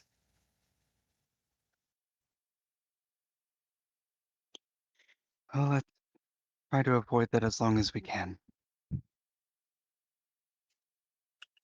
She smiles.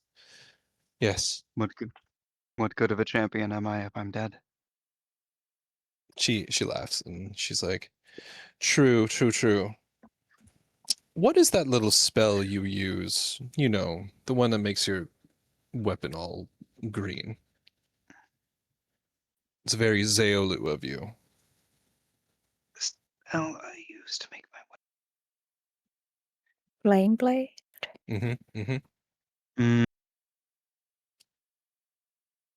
That's what she's hinting at. Mm-hmm. Are you talking about when I can add a little bit of fire to the blade? Ah, yes, that's the one. I thought it would be more interesting if you used my version. It's very similar. And she says, "Cast it." I immediately take a step back and, holding the trident before me, cast gold flame blade. Your weapon emits this golden aura. Picture like a Super Saiyan kind of aura. And it is glowing. And she smiles and says, "You've been long overdue for an upgrade." Oh, what fun it is. You look so happy. I greatly appreciate everything you've done for me, and I hope to continue to live up to your expectations. Yeah, she just continues to smile. She's like, "I know." "And you, me? Come here, little one." Derek kind of flies up to Kree's shoulder, but stands at attention. And she cups his little face, and within his arms become a small version of the trident that you're holding. Holy shit! Look! And shows it to you. No imp's a full imp without a trident. It starts like crying. This is the happiest day of my life. Make sure to thank her, not me. I cast Gold Flame Blade. Nothing happens. Oh. Ah. And she just, next time, little one. Okay. Trying to be quick, but not too exposition-y. You also have an upgraded version of the same weapon. So please look for things that are different. Section it off in different abilities. So yeah. For yours, I think, I'm not sure if your original one gave you a +1 bonus. This one gives you a +2 bonus to spell attack rolls and saving throws of druid spells. And is this in the description? Okay. No, is it in the description? It's in the stuff I sent you on Discord. I've sent you a fuck ton of shit on Discord. Yes, I see that. I just wanted to make sure that it was in there, so I didn't like forget it between today and tomorrow. You have also learned the new spell Flesh to Gold, which is from Baldur's Gate 3. The spell is always prepared. It does not count against your limit. You can cast Flesh to Gold once at 5th level without expending a spell slot. You regain this ability after a long rest. You have a new ability called Echoes of the Grave. As an action, you can press the tines of your trident against a corpse or a grave, and you can ask the shadow of the deceased one a question. The spirit isn't summoned. Instead, the trident reads the lingering necrotic impressions left on the soul. You will learn one thing the creature knew in life or the circumstances of its death. Once you use this, you can't do it again until a short or long rest. I think your Spores of Fate... Spores of Fate. As a bonus action, you can call upon the erratic life cycle of a fungal bloom. You roll a d20, and on a nat 20, you gain all of your wild shape features back and a 5th level spell slot. So that's a lot like Gwynri's one that can get her the action surge back. Additionally, on a nat 20, your trident will transform to shimmering solid gold until the end of your next long rest. During this time, your connection to your goddess is heightened and communication will become easier, and you will have advantage on ability checks made to contact or interpret her will. Same thing, ends on a long rest. You have a new ability called Cloak of Earth and Shadow.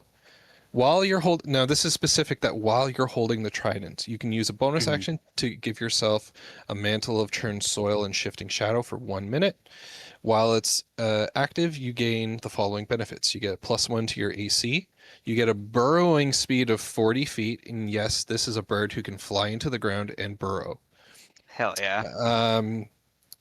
You can burrow through non-magical unworked earth and stone. And while burrowing, you do not disturb the material you move through. And you have total cover. Shadow Meld. When you take damage, you can use your reaction to momentarily dissolve into shadow, gaining resistance to all damage from the triggering attack or effect. And these, I believe, exhausting the mantle, using the Shadow Meld reaction immediately ends the duration of the cloak, and then you can't use it again until you have a long rest. So like if you see like a big spell is about to hit you, you activate the Shadow Meld, you'll gain resistance to that big attack, but the cloak will break and you can't use it till you're done a long rest. The wild shape thing is the same. You still get that +1 extra use of wild shape. Your fungal bloom dude is still the same. Or ethereal bloom and fungal guardian, those are still the same from before. Derek. Once Derek is dead, he can't be resummoned again for an hour. Gold Flame Blade.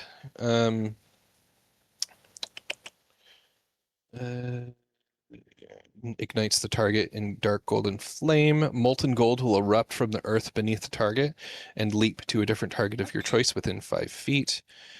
Because you are what level? I believe we're still 8, aren't we? Yeah. Yes. Yep.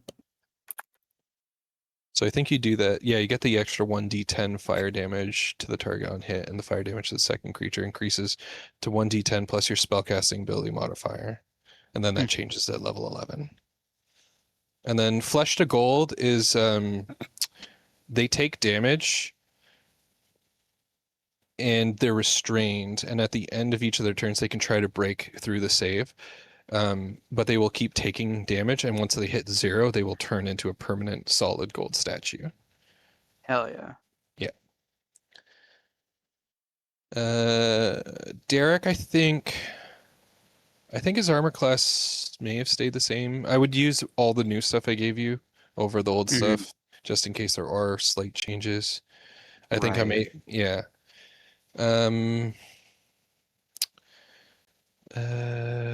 He can take the hide action as a bonus action. I don't know if that's new. He now has a little spectral version of the Trident of Shadow Spores. When he makes a ranged attack with it, it will teleport back to his hand. So now he has a ranged attack.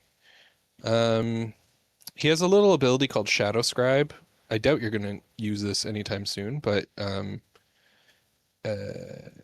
he can write on a surface using shadowy ink that only you and him can see. It lasts for 24 hours. Plus, he can swallow a single piece of paper or a small scroll, keeping it perfectly preserved in an extra-dimensional space. Oh, here's a little fun one. Once per short rest, the imp can touch a non-magical object that fits within a 1-foot cube, change its appearance or material into a different substance, such as turning a wooden key into lead or a stone into a piece of charcoal for 1 hour. Now, if he does turn a piece of stone into charcoal, is it just the appearance? Like it's still the properties of a stone and cannot be burned? No, he transmutes it for an hour. Okay. I might do a DM discretion thing there, obviously, but yeah. He's got a little extra magic. Turn this wooden door into jello. Well, it has to be a 1-foot cube. So it's pretty small. Turn one Turn foot the of this wooden I was gonna door. say, turn the handle and locking mechanism of this wooden door into jello. Into sand. One important thing here, Derek can now receive one-way messages from Callista, but must succeed on a D20 roll of a DC of 11. Otherwise, yeah, you got like, I think I upgraded his needle sting attack. Now it's called twin needle sting. It just does more damage. Nice. And he's got that ranged trident throw. Okay. Derek is crying. Just weeping, holding the little staff. Callista walks over to the orc who's terrified, and she leans over and kisses him, and he turns to dust. Oh, oh no. Poor thing.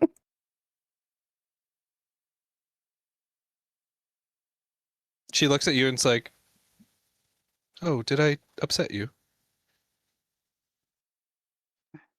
He just as soon as I came here, he mentioned that it's like he was afraid of me. It's like, oh, every time you're here, something weird happens to me. Oh, you know what? Like, You know what?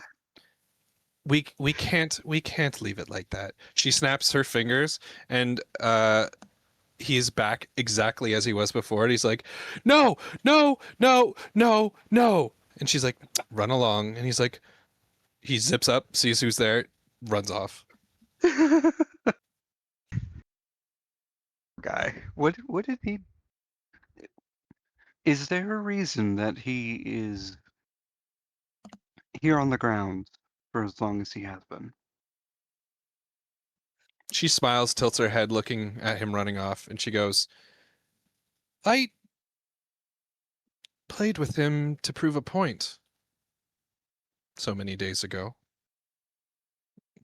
Now I'm fond of him running around.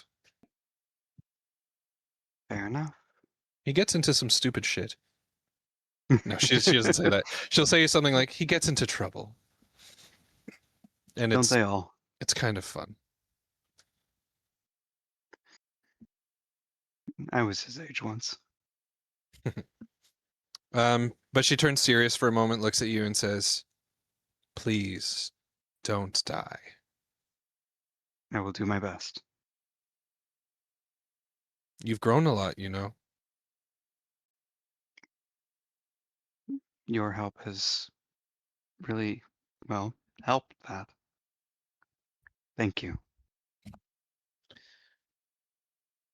I only provided the tools. You're the one who used them correctly. I'm glad to hear that. Yeah. And you notice as she turns, her visage starts to change, and her skin kind of slowly. She doesn't show you, but like you can tell like something's happening to her, and she says, "It's time for you to go." Is there anything I can do to help you? She laughs and says, "Get me out of here." And you're back. Like you're waking up to do a shift change. Mm-hmm. Okay, I need to very, very quickly use the washroom. Mhm. And then I'm going to try to do Zom next because I think she has to go soon. Okay. I'll be right back. It is getting pretty close to I know. time. I'm trying to, I wanted to make sure you had these tools so you could talk about them and figure shit out. I'll be right back. I'm going to run to the bathroom as well. Okay. Okay.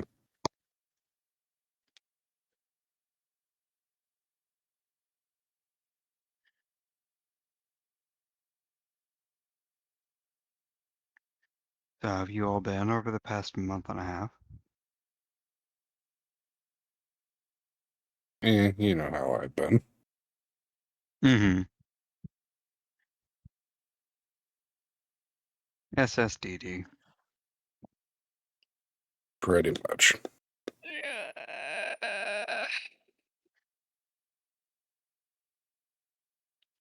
I forgot I was muted.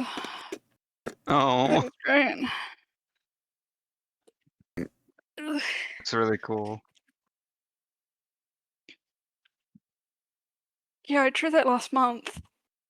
It was before we had actually, like, I knew anything about what was going to be involved in it. But yeah.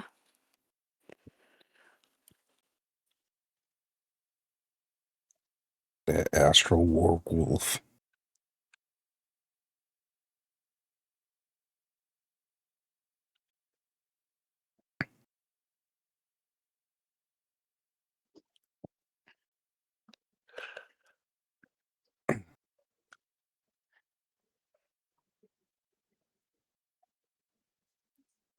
All right. That was the fastest thing I've ever done. No, you're waiting on Zom. All right. Have the two of you looked over your stuff? Do you have any questions? I'm going to already start preloading Zom with her thing.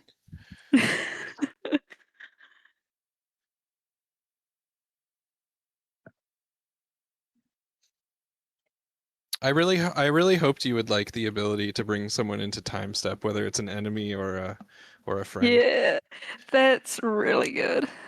Yeah, and you both will be taken out of the fight for like at least 6 seconds, right? Mm-hmm. I'm back. Okay. Okay, so I'm assuming you guys are doing a shift change. Yeah, I mean, if we're doing 2-hour shifts, McCarafay will do 2. Because she only needs 4 hours. Mm-hmm. When you go into your like meditative state. Well, hold on. Just before. Oh, yeah. because there are things that I've been wanting to work on for so long now.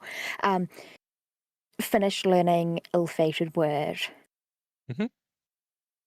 Also want to make a copy of Bridge of Vines for Cree.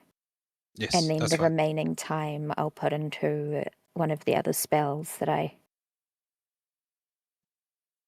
have but haven't learned yet. Okay. No worries. Yeah. Motion granted. Yes, so you're also going to your trance? Yeah. Okay.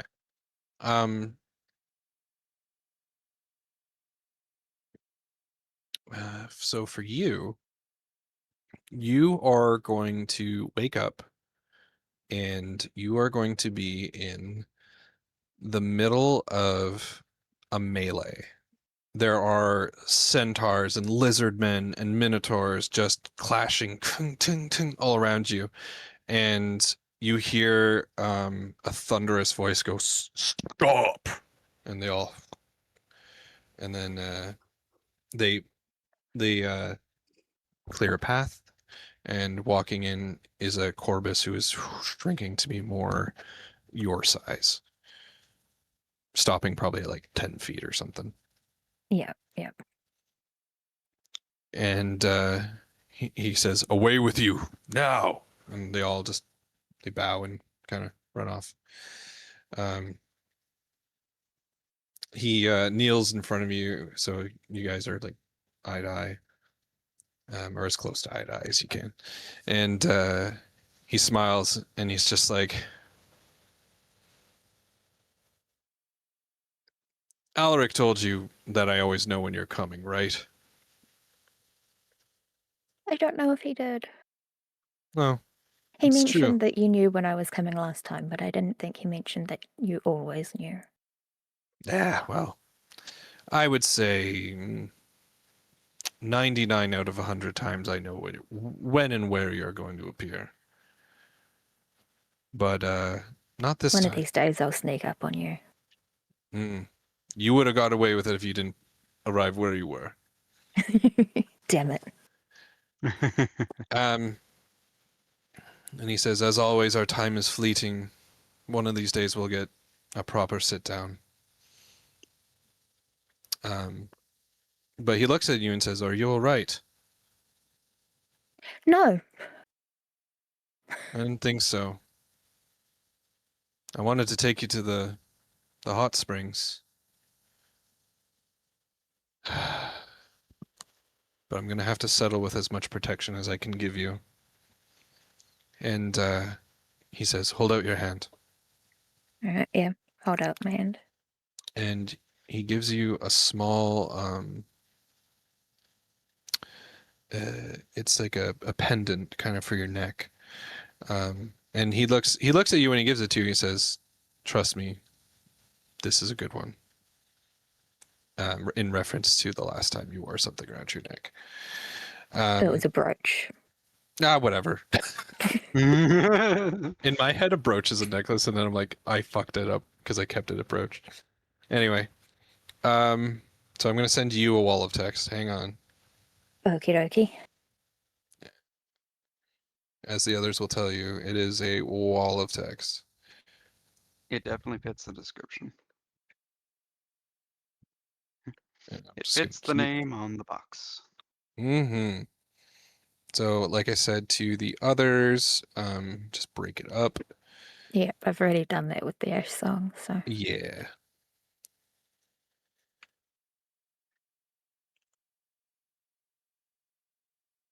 And I think there's one more, which I know you're gonna like. At least I think you will. And there. Okay. So he hands to you a small pendant, and it's like a scorched brass bull's head with ruby eyes. But it also has like a small little horn in it, kind of. And for this, You are able to summon and recall Ember into the pendant. So when you summon Ember, it would be a bonus action. Mhm. And Ember, but also you can use this however you like. Another Phoenix type creature that is friendly to you can be stored within. The creature appears in unoccupied space. While a willing Phoenix you are familiar with is within 30 feet of you, you can use a bonus action to recall it back into the pendant where it resides safely within. If a Phoenix type creature is within the heart, within the item's called Heart of Eternal Revel for everyone else. So if it resides within the heart for at least 1 hour, you get a +2 bonus to your wisdom, increasing your max. And you have advantage on saving throws against being frightened. You can only have one creature within the heart at a time.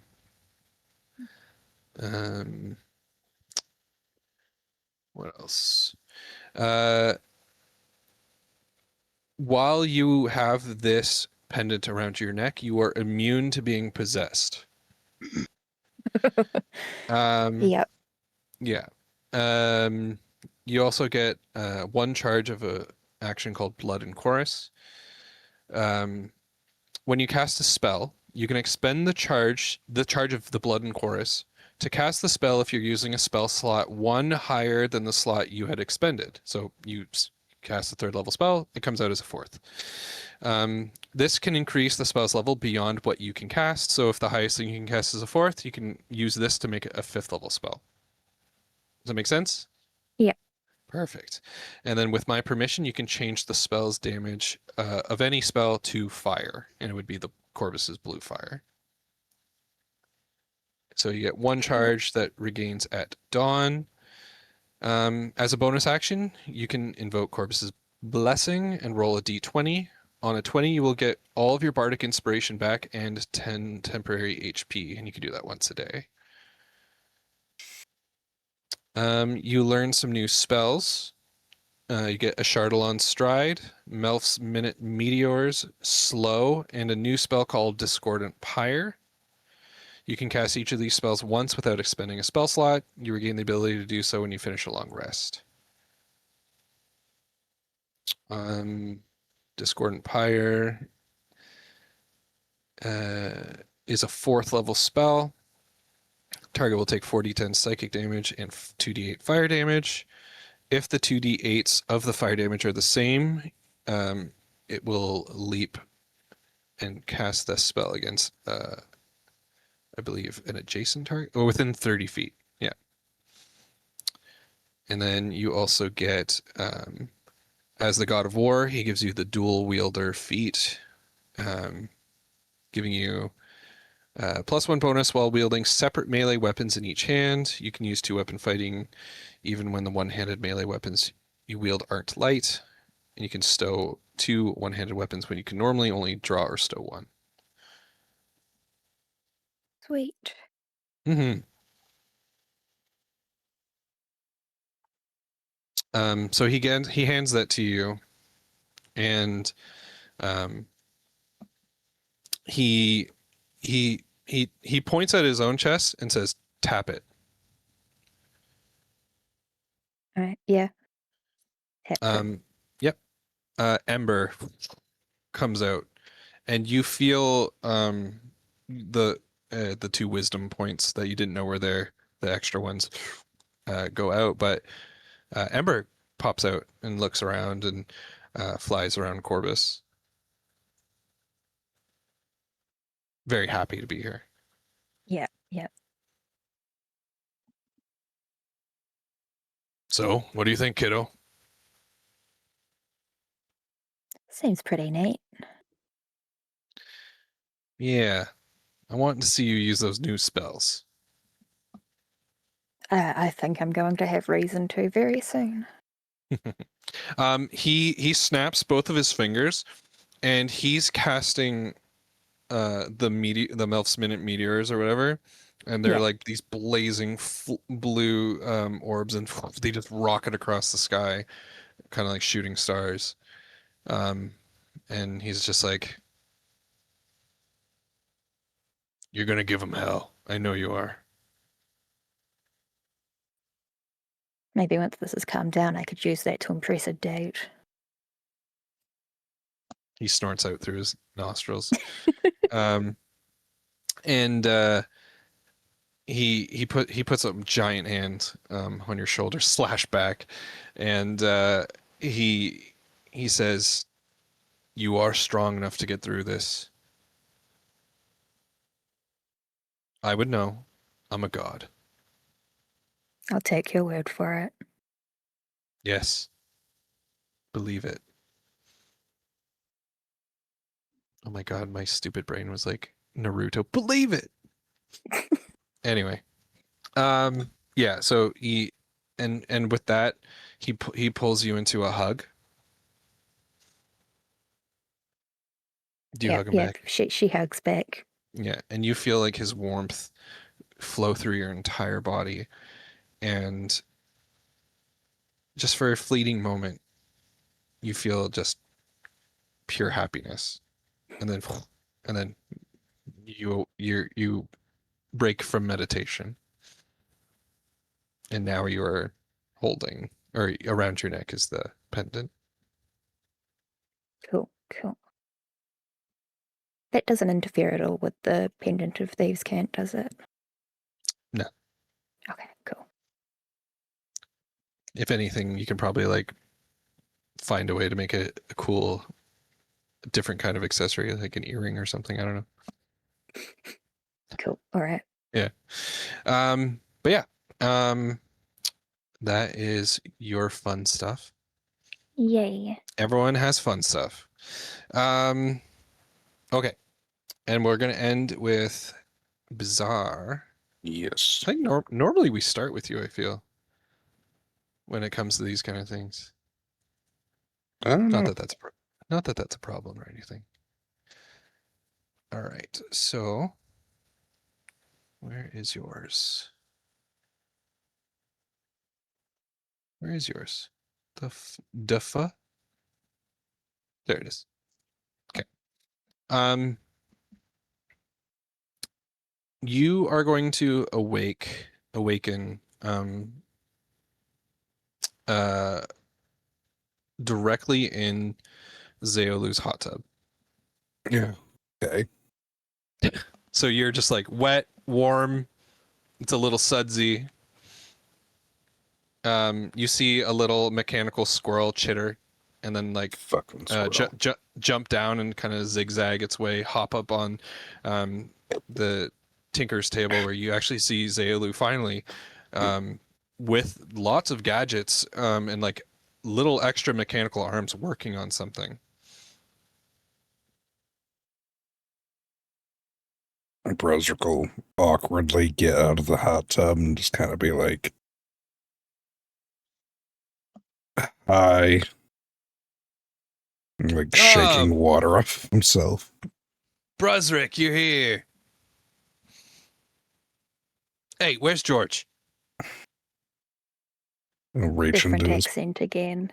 Yeah, I was I just know. saying. Do not worry about it. I cannot keep it. I cannot keep it. I'm glad I'm not the only one who noticed. Oh, I noticed. Don't worry. I can't remember. I need to like get sound clips of their OG voices. Anyway, yeah, he's like, Brother, here. Yeah, I'll pull George out of my pocket. Yeah, you get a feeling like you're not sure if George would normally have been there, but maybe Zeolu kind of made sure that was a thing. But George pops out and flies over to Zeolu, and Zeolu's like, just like kind of rubs him like a puppy, like, how you doing, George? And George is like, incredibly well.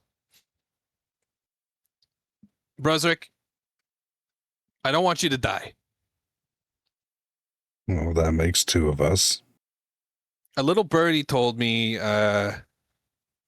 you've been getting close. How many times have you dropped in the past 3 days? Be honest.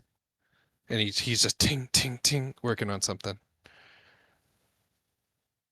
Well, I've lost count You at don't- this point. Like 5 or 6. Yeah, Yeah. a lot. Yeah, so he's like, a lot, right? Yeah, Your helmet, is it magical? no, it It's is copper. not. It's a piece of copper. Cool. Get rid of it. And he's like, George, come here. Open up. And George, without like prompting, becomes like the floating forge. And you see him open like what seems to be a flat piece of steel. You know when steel is cut in a certain way that's like perfect, that it looks like there's no cut. Flush cut.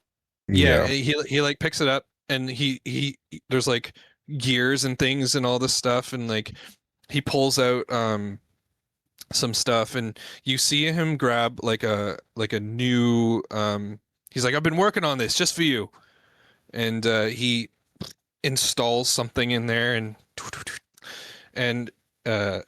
he's like, George kind of like shakes and goes, and when George goes retracts back into his like floating ball form, he is about 3 times bigger than the size he was before, and the light inside is going multicolor, like it's just changing yellow, green, blue, red, purple, whatever. And it's like he's like getting update software. You gotta stop dying, kid. I know you haven't actually died, but you're getting too close. I will take that into consideration. I've been meaning to make you some magical armor, but you see, your counterpart, she's been needing some help too. She's doing something different. So I had to send her with a little gifty too. But the leftovers, don't worry, I got you. He pats George like on the back. He's like, George here, and his color will stop on we'll say blue, and then go to like red to orange. And we'll stay at orange. And he's like, see, I've upgraded my crucible here to we'll call it stage 2 or level 2, whatever. Here, try them on. And George kind of floats up right in front of your face. Go on, put it on. George is still a ball.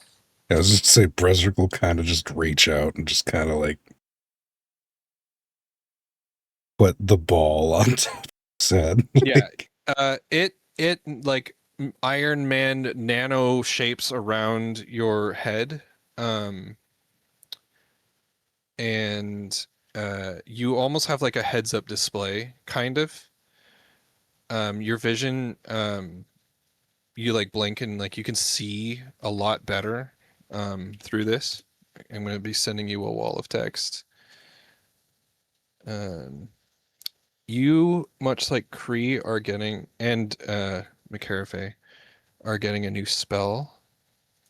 This one is called Heartfire, which is right here. And lastly, you're going to have this.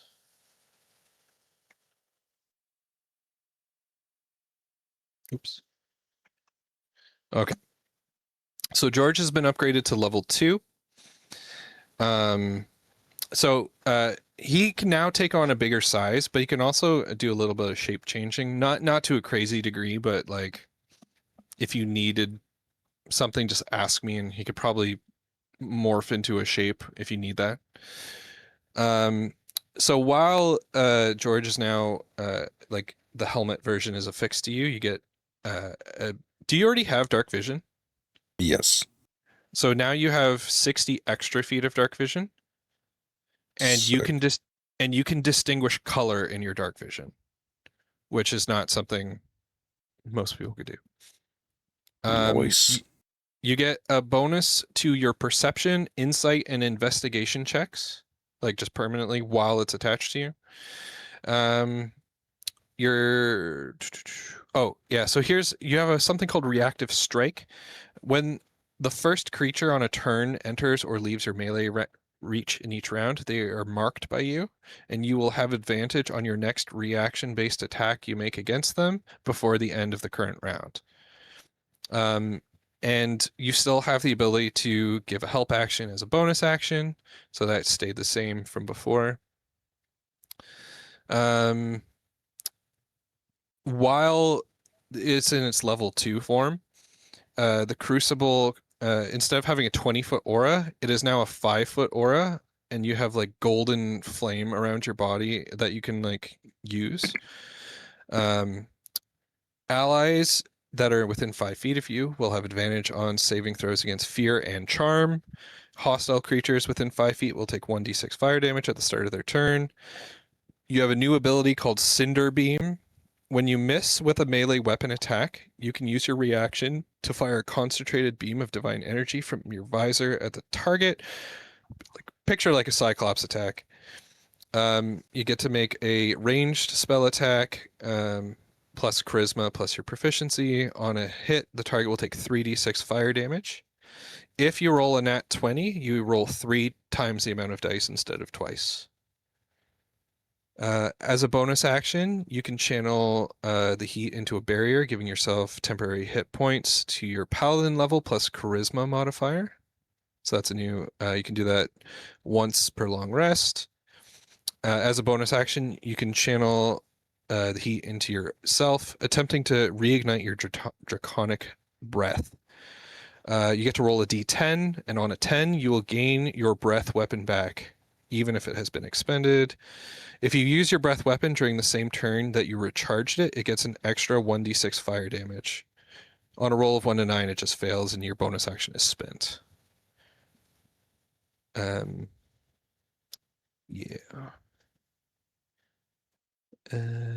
And by the way, that's not a once per day. The Stoke the Embers, that you could use every turn to try to get your breath weapon I'm back. about to be a menace.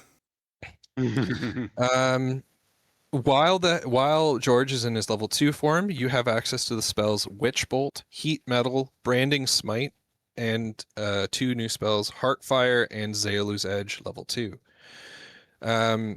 Heartfire, so you shoot energy from your chest. The target has to make a dexterity saving throw. It will take 3d6 fire damage on a failed save, half on a successful one. When you cast a spell, up to 3 friendly creatures within 30 feet of you that you can see can use their reaction to lend their heart fire to yours. For each creature that does this, increase your damage by 1d6. So ultimately, this could do 66 damage. Sick. All right, that's a 2nd level spell there for you. You can cast each of these spells without expending a spell slot. And your transmutation ability has basically doubled. So whatever the times I gave you are now twice as fast. And while you have George in his level 2 form on you, you don't need to have the forge. You can just do things through your hands or anything that you're touching. You can just start if you want to hold something for an hour or however long. Okay, but I noticed there's one thing I didn't send you. Which reminds me, I meant to say this before we started doing this, but before Brizzard went to sleep, he would have had George start transmuting those copper materials that he got. Mm-hmm. Yep. Which is fine now because it'll be twice as fast. There's Zealu's Edge level 2. Okay, so Zealu's Edge level 1 was a 1st level spell, right? Yes. So level 2, as you can guess, is a 2nd level spell. Here you go. What are the differences here? You gain +2 bonus attack and damage rolls made with the weapon. The first time you hit a creature on each of your turns, it will take 2d6 radiant. Target must also do a strength saving throw or be knocked prone. The first time you hit a creature on each of your turns with the weapon, you can choose one of the following effects. You can make it do 1d8 force. You can push 15 in a straight line. And then at higher levels, you can make it do more damage.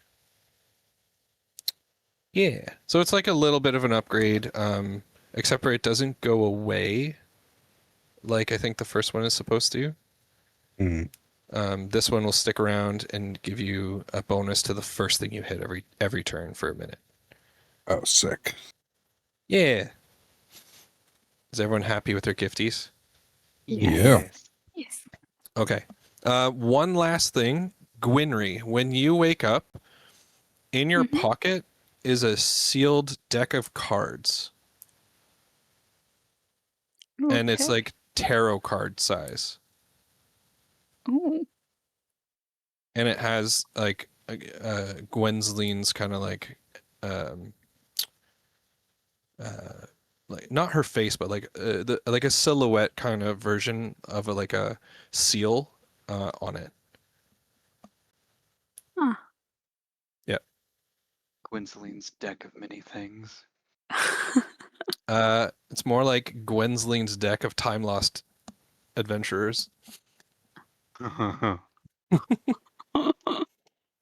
But I'm not giving you anything about like how to use it or how it works. This comes with no instructions on purpose. Yu-Gi-Oh cards. Okay, that's it. That's all I got for now. So yeah, we're gonna go on to what I think, honestly, in my opinion, probably the last day of our thing, because we're not going to 10 days anymore. I think you guys have kind of gone into end game here, unless you have a plan to extend it Drag further. it out a little bit. Yeah. I mean, I think our plan was to take care of this as quickly as possible. Yeah. So So we could get to what other plans we had for coming here in Well, the first place. I tried to give you all new things that hopefully are balanced amongst yourselves and ready to kick some ass with your new toys. Oh yeah. Yeah. And I think you all have an ability to regain something. Or did Brusrick not get one? He didn't get a D20 kind of random thing. To recharge his breath every turn. Oh, that's true. He's Yeah. got it's a D10. Yeah. Yeah. Cool beans. Because my reasoning for that bizarre was dragon creatures in the monster manual recharge on a 5 or 6. So I just made it a little harder for you, but like still something you can do each turn if you want to use the bonus action. Yeah. And I remember before you were like, don't have a lot of good use for a bonus action. I'm like, here's a pretty good one if Yeah. it works. Yeah. Gives me actually like something I can do with it.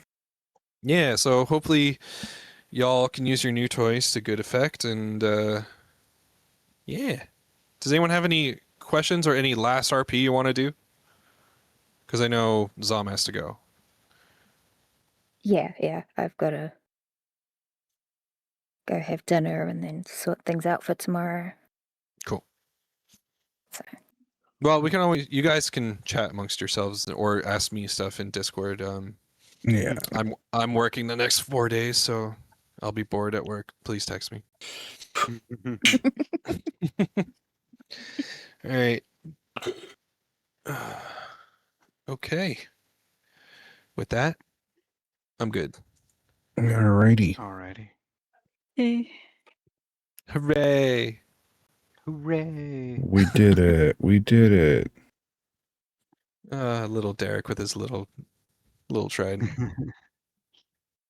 All right, and to anybody still watching, thank you for watching. Thank you for hanging out with us, keeping us company. I will be back sometime this weekend. I'm not 100% sure when, but as always, stay safe, stay healthy, take care of each other. Love y'all, and I will see you next time. Good night, everybody.